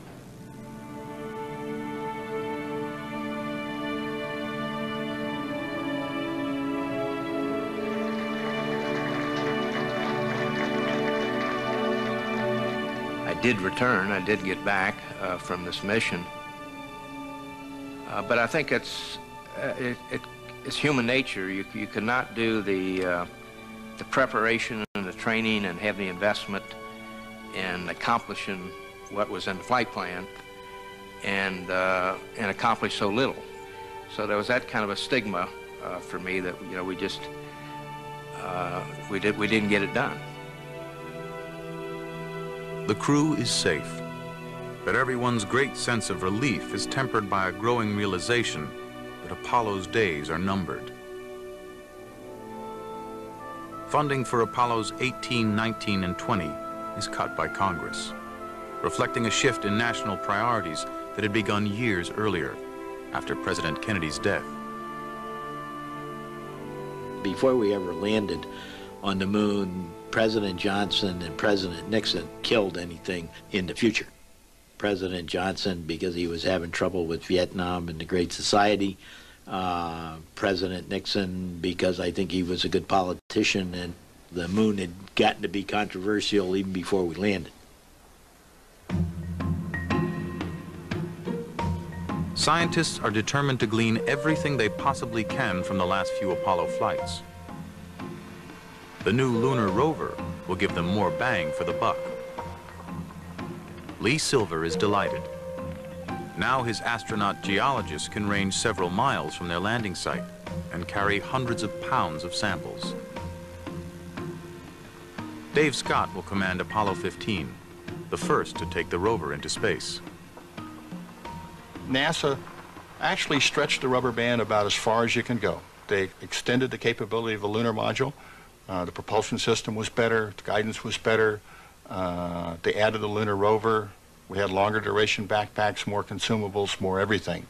So it was stretching out to the edge, and of course, you know, we get to fly them, so we were really enthusiastic. Dave Scott is an explorer.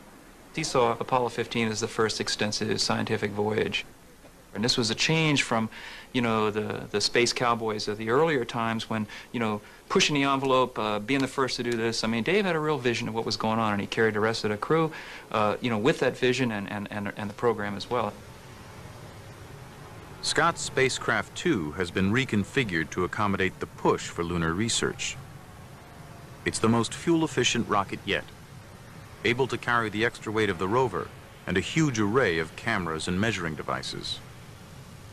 There had been so many changes, engineering-wise, to the spacecraft that we thought that maybe something would go wrong. One day I was telling the Apollo 15 crew, I'm going to give you a copy of the Quran with the prayer to protect you. And Dave Scott said, please do, we need all the help we can get. Elbaz needn't have worried.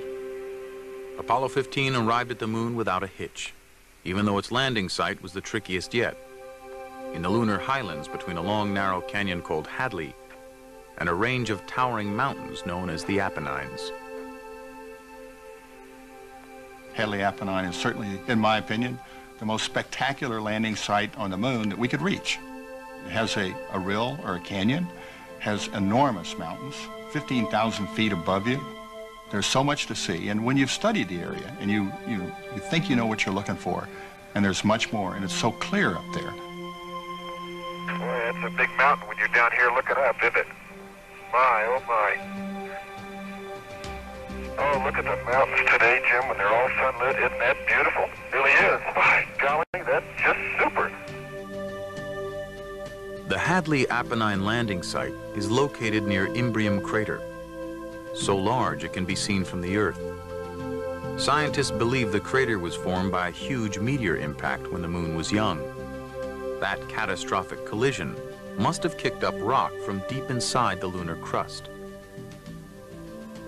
Geologists Jim Head and Lee Silver, glued to their television screens in Houston, hope Apollo 15 is in a good spot to find some of this ancient material called anorthosite. Anorthosite, that would be the deep crust that we could look at and understand. And Dave went up to the side of the mountain and he looked over and he saw this sparkling crystals glinting at him, which is rare for the moon. Guess what we just found? Guess what we just found? I think we found what we came for. Crystal and rock, huh? Yes, sir. You better believe it. As a matter of fact, oh boy, I think we might have ourselves something close to anorthosite, because it's crystalline.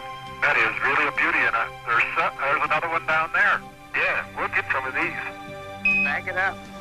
It turned out to be, we think, a sample of the original crust of the moon made 4.5 billion years ago, right after the initial formation of the moon. The anorthosite Dave Scott brought back is a jewel in the crown of lunar exploration, the oldest sample yet found. The press dubs it Genesis rock. Its surprising age and chemistry, along with evidence from the other lunar samples, gradually lead to a radical new theory of the moon's origin. 4.5 billion years ago, Earth was struck by a Mars-sized asteroid. This giant impact sent a massive amount of material into orbit, which coalesced, forming the moon. The theory, ridiculed at first but now widely accepted, was developed by planetary scientist William Hartmann. Apollo itself tied together the history of the moon with the history of the Earth, so that it made us aware that we live in this system. We're not just living on an isolated planet, but we have this neighbor, and the neighbor records the early history of the system because there's virtually no erosion there, and the Earth records the last part of the history of the system. But if you put the two together, we get the whole story. The moon's presence changed the Earth in profound ways. Its gravitational pull stabilized the young Earth's wildly fluctuating axis of rotation, setting up the conditions for everything we take for granted about our planet. Moderate temperatures, liquid water, tides, life itself.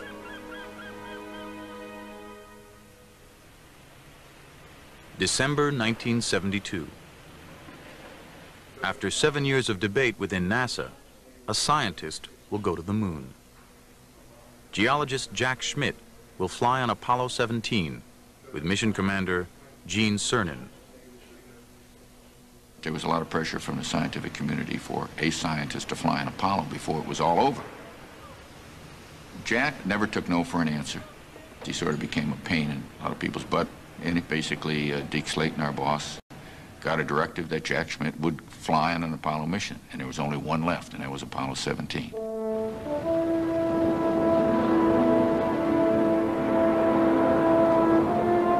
Three and a half years after Neil Armstrong and Buzz Aldrin had set out for man's first lunar landing, the last moonshot lights the midnight sky at Cape Kennedy. The only Apollo night launch is precisely timed so the crew can touch down in the clear light of the lunar dawn.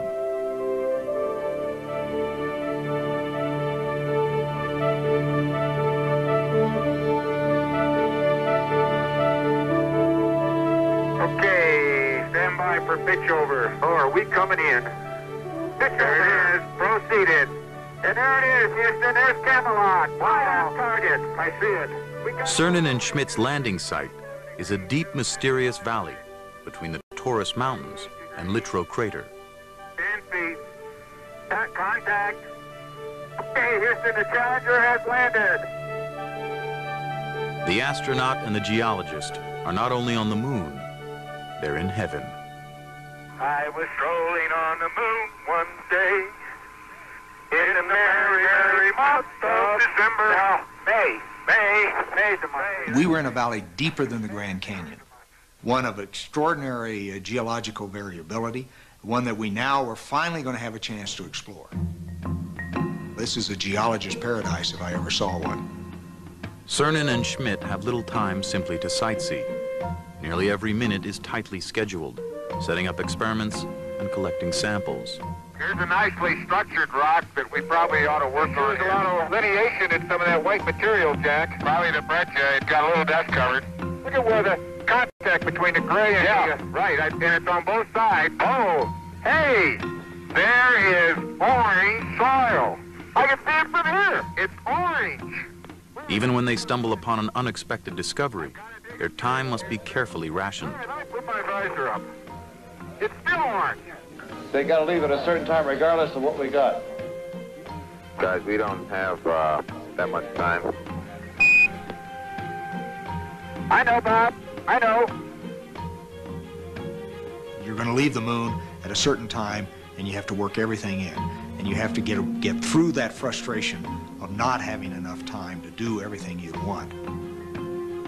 After 3 days of 7-hour EVAs, Schmidt and Cernan have collected over 200 pounds of samples.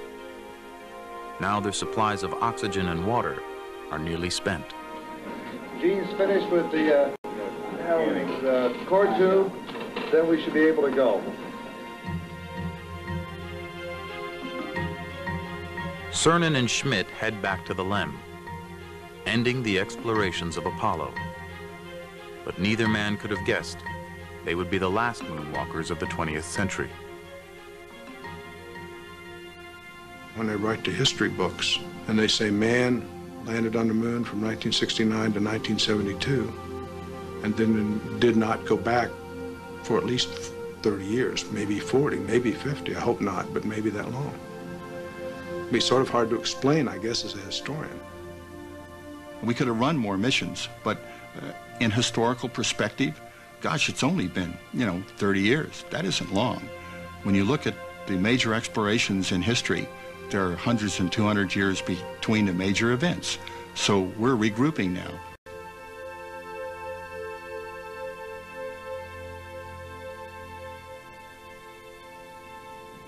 When I started walking up that ladder, I realized, hey, this is it. Somewhat of a nostalgic moment. You looked around, I looked back at the Earth and realized I'm never going to be here again. Somebody will, but I'm not. And I wanted to sort of leave a challenge for that, for those who would follow. And I wasn't sure what I was going to say until I said it, quite frankly. And I wanted to have our challenge, the challenge of Apollo, sort of have something to do with the destiny of those who follow. Here's the challenge. The door's open, the door's cracked. You now have the opportunity to go on from here. And, my exact words, we now leave as we once came, and God willing, as we shall return with peace and hope for all mankind. And may America's challenge of today. Forge man's destiny of tomorrow. Godspeed the crew of Apollo 17. The quest that began as a desperate race against the Russians at the height of the Cold War has ended. How ironic that an effort born of bitter conflict produced the most profound images ever seen of the interconnectedness of mankind and opened a window on our common origins. Ironic, too, that it ended so soon. The whole grand endeavor, barely a dozen years from start to finish. Today, the abandoned launch platforms loom like some 20th century Stonehenge, monuments to the incredible achievements of decades past. Surely, man will return to the moon and venture beyond. But in the new millennium, it will most likely be private enterprise, not political necessity or even scientific curiosity that will propel the efforts. But wherever we may go in the universe, those first visits to another world, from 1969 to 1972, will always live in human memory as Chapter 1 of the Great Adventure.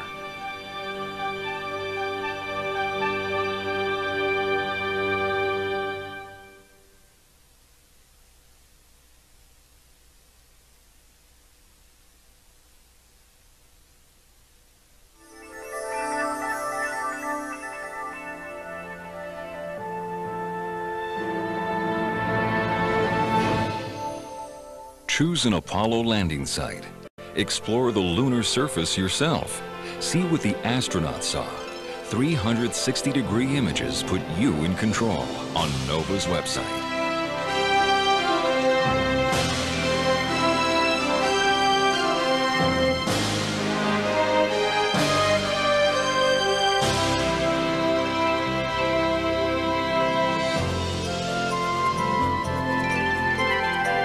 To order the show for $19.95, plus shipping and handling, call 1-800-255-9424 and To learn more about how science can solve the mysteries of our world, ask about our many other NOVA videos.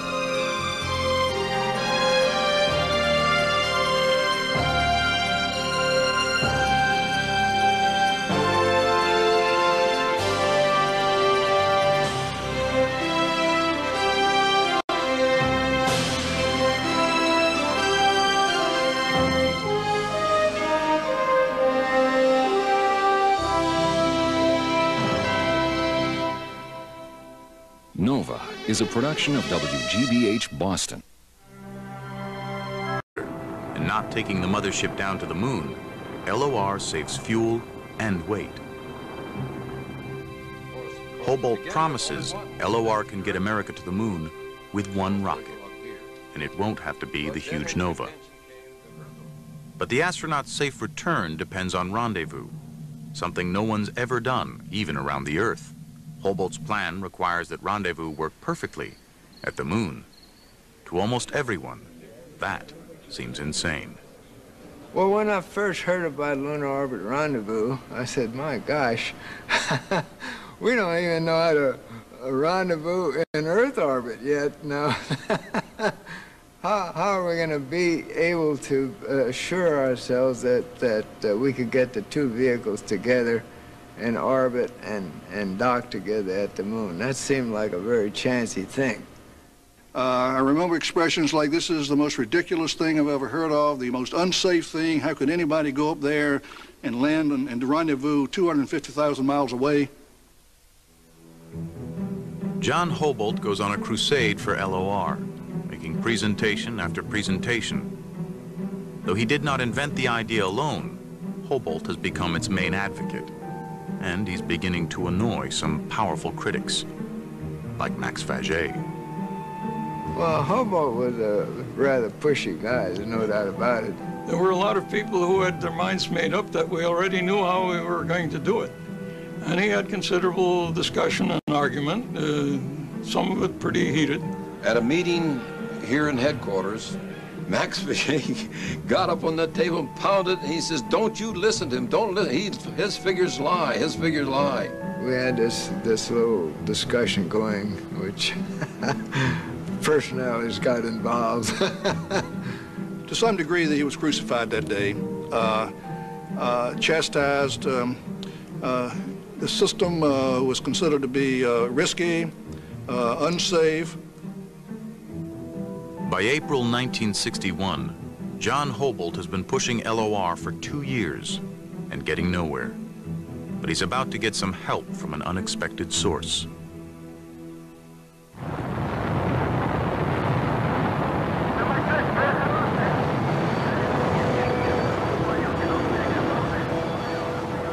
On April 12, 1961, the Russians put the first man in space, Yuri Gagarin. It's the worst defeat for America's space program since Sputnik. And it puts the pressure on a young president who's only been in office 12 weeks. Mr. President, don't you agree we should try to get to the moon before the Russians if we can? If we can get to the moon before the Russians, we should. And isn't it your responsibility to apply the vigorous leadership to spark up this program? When you say spark up the program, we first have to make a judgment based on the best information we can get whether we can be ahead of the Russians to the moon. We're now talking about a program which may be, which are many years away. The Saturn is still... More information at our website.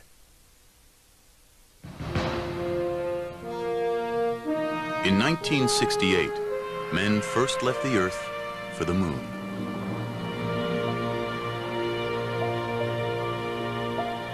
Millions of people watched their journey on television. But scarcely a handful knew how it really began.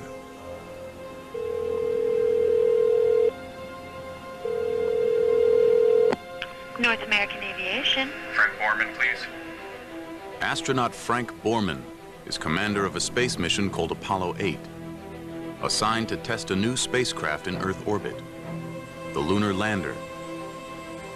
But the lander is not ready to fly.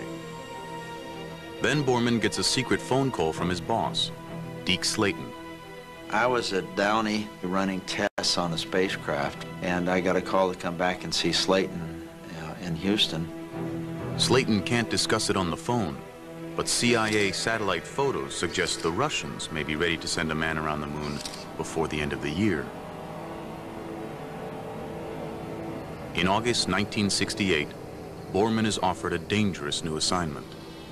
They wanted to know if I thought we could change our mission and take Apollo 8 and go to the moon. I said, great, I'd love to do it, let's go. And that's how it all started. One of the two men accompanying Borman will be Jim Lovell. I was ecstatic. To me, the idea of going to explore a new planet far outweighed the fear of something going wrong. Yet there is much that can go wrong. The spacecraft, the rocket, navigating across 250,000 miles. Their safe return depends on a single engine. If it fails, they're stranded at the moon with enough oxygen to live perhaps a week. The third crewman is Bill Anders. We had accepted these kinds of risks.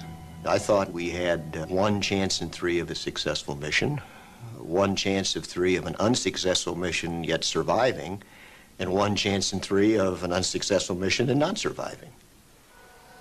If they were to die, it would change our view of the moon forever, knowing their bodies are up there, silently circling every 2 hours, year after year after year. 2 minutes, 10 seconds and counting. Oxidizer tanks in the 2nd and 3rd stages now have pressurized. No human has ever flown more than 800 miles from the Earth. Apollo 8 will travel 250,000 miles to circle the moon. 12, 11, 10, 9. We have ignition sequence start. The engines are on. 4, 3, 2, 1, 0. We have commit. We have the clock is running. 51 a.m.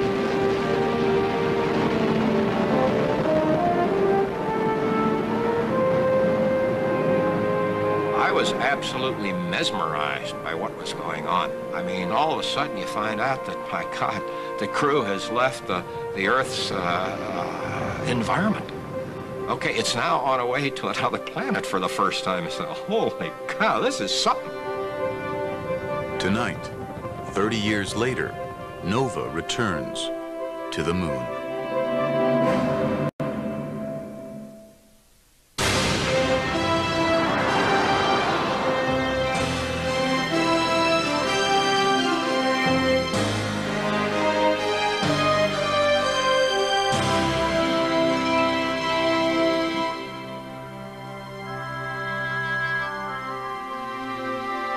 Major funding for NOVA is provided by the Park Foundation, dedicated to education and quality television.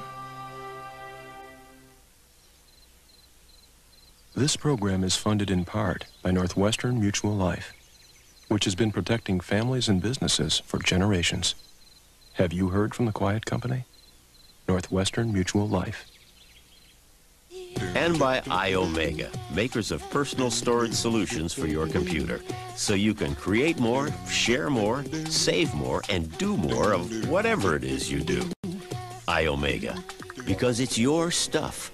And by the Corporation for Public Broadcasting and viewers like you.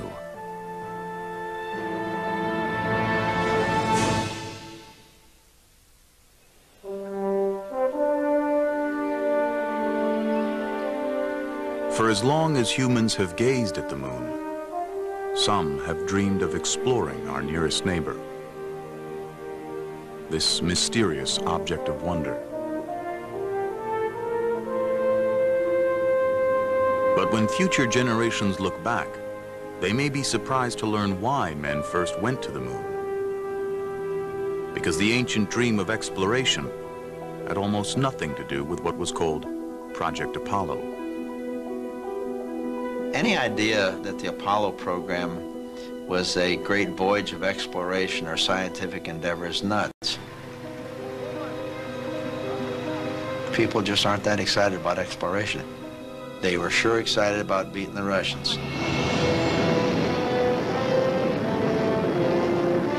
On October 4th, 1957, Russia orbits the first man-made satellite in history, Sputnik. To many Americans, it's a shocking defeat, a Pearl Harbor in space. It is quite possible that an aggressor nation that dominates space will then dominate the world. We just can't let that happen. They consider the control of space around the Earth very much like, shall we say, the great maritime powers considered the control of the seas in the 16th to the 18th century. And they say if we want to control this planet, we have to control the space around it. Dr. Wernher von Braun is America's leading rocket scientist, a German engineer who created the V-2 rocket for Hitler in World War II. He now works for the U.S. Army. For years, von Braun has dreamed of exploring space. Thanks to the Russians, he'll get the chance. 9 months after Sputnik, President Eisenhower creates the National Aeronautics and Space Administration, NASA. NASA announces Project Mercury, a program to put an American in space. These, ladies and gentlemen, are the nation's Mercury astronauts. The 7 Mercury astronauts become instant heroes, Cold War warriors, ready to battle communism in space. Future celebrities like Alan Shepard and John Glenn are the public face of America's space program. But even the Mercury astronauts had no idea what was already going on behind the scenes at a little-known NASA laboratory.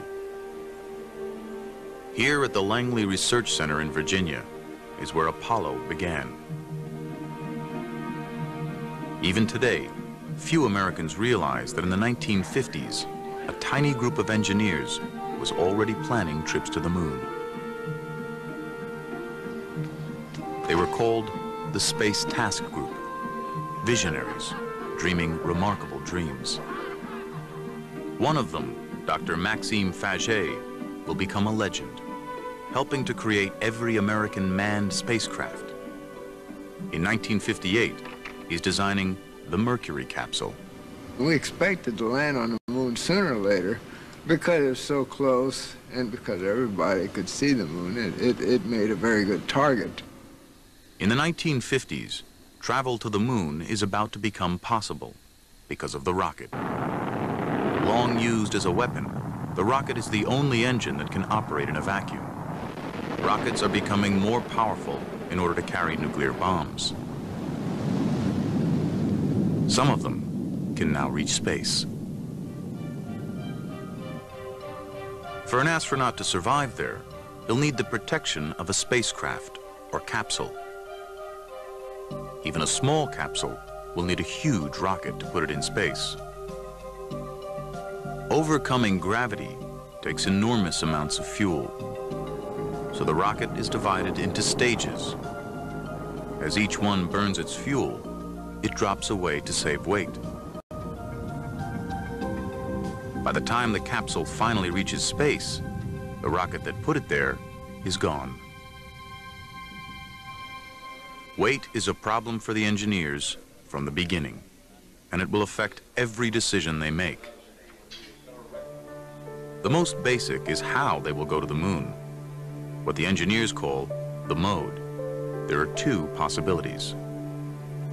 The first, direct ascent, uses a single rocket to send a spacecraft to the moon.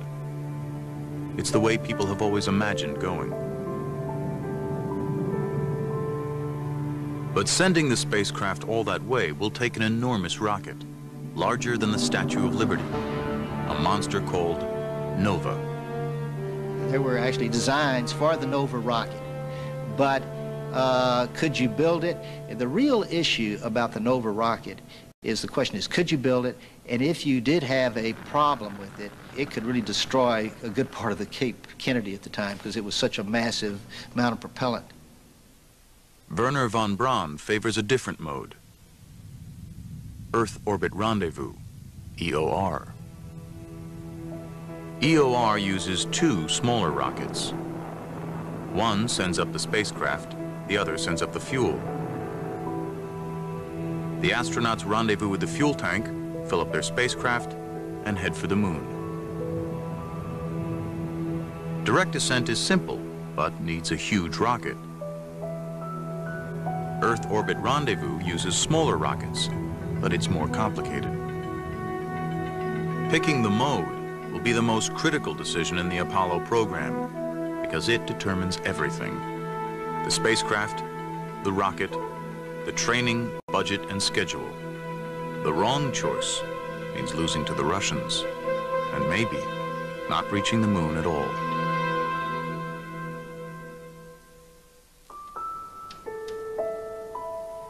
The answer was one nobody expected. The engineer who lobbied for it was an outsider. He didn't belong to the Space Task Group and never worked for von Braun. Almost no one welcomed the idea, but he never gave up. The story of his struggle is largely unknown, but the plan he promoted got America to the moon.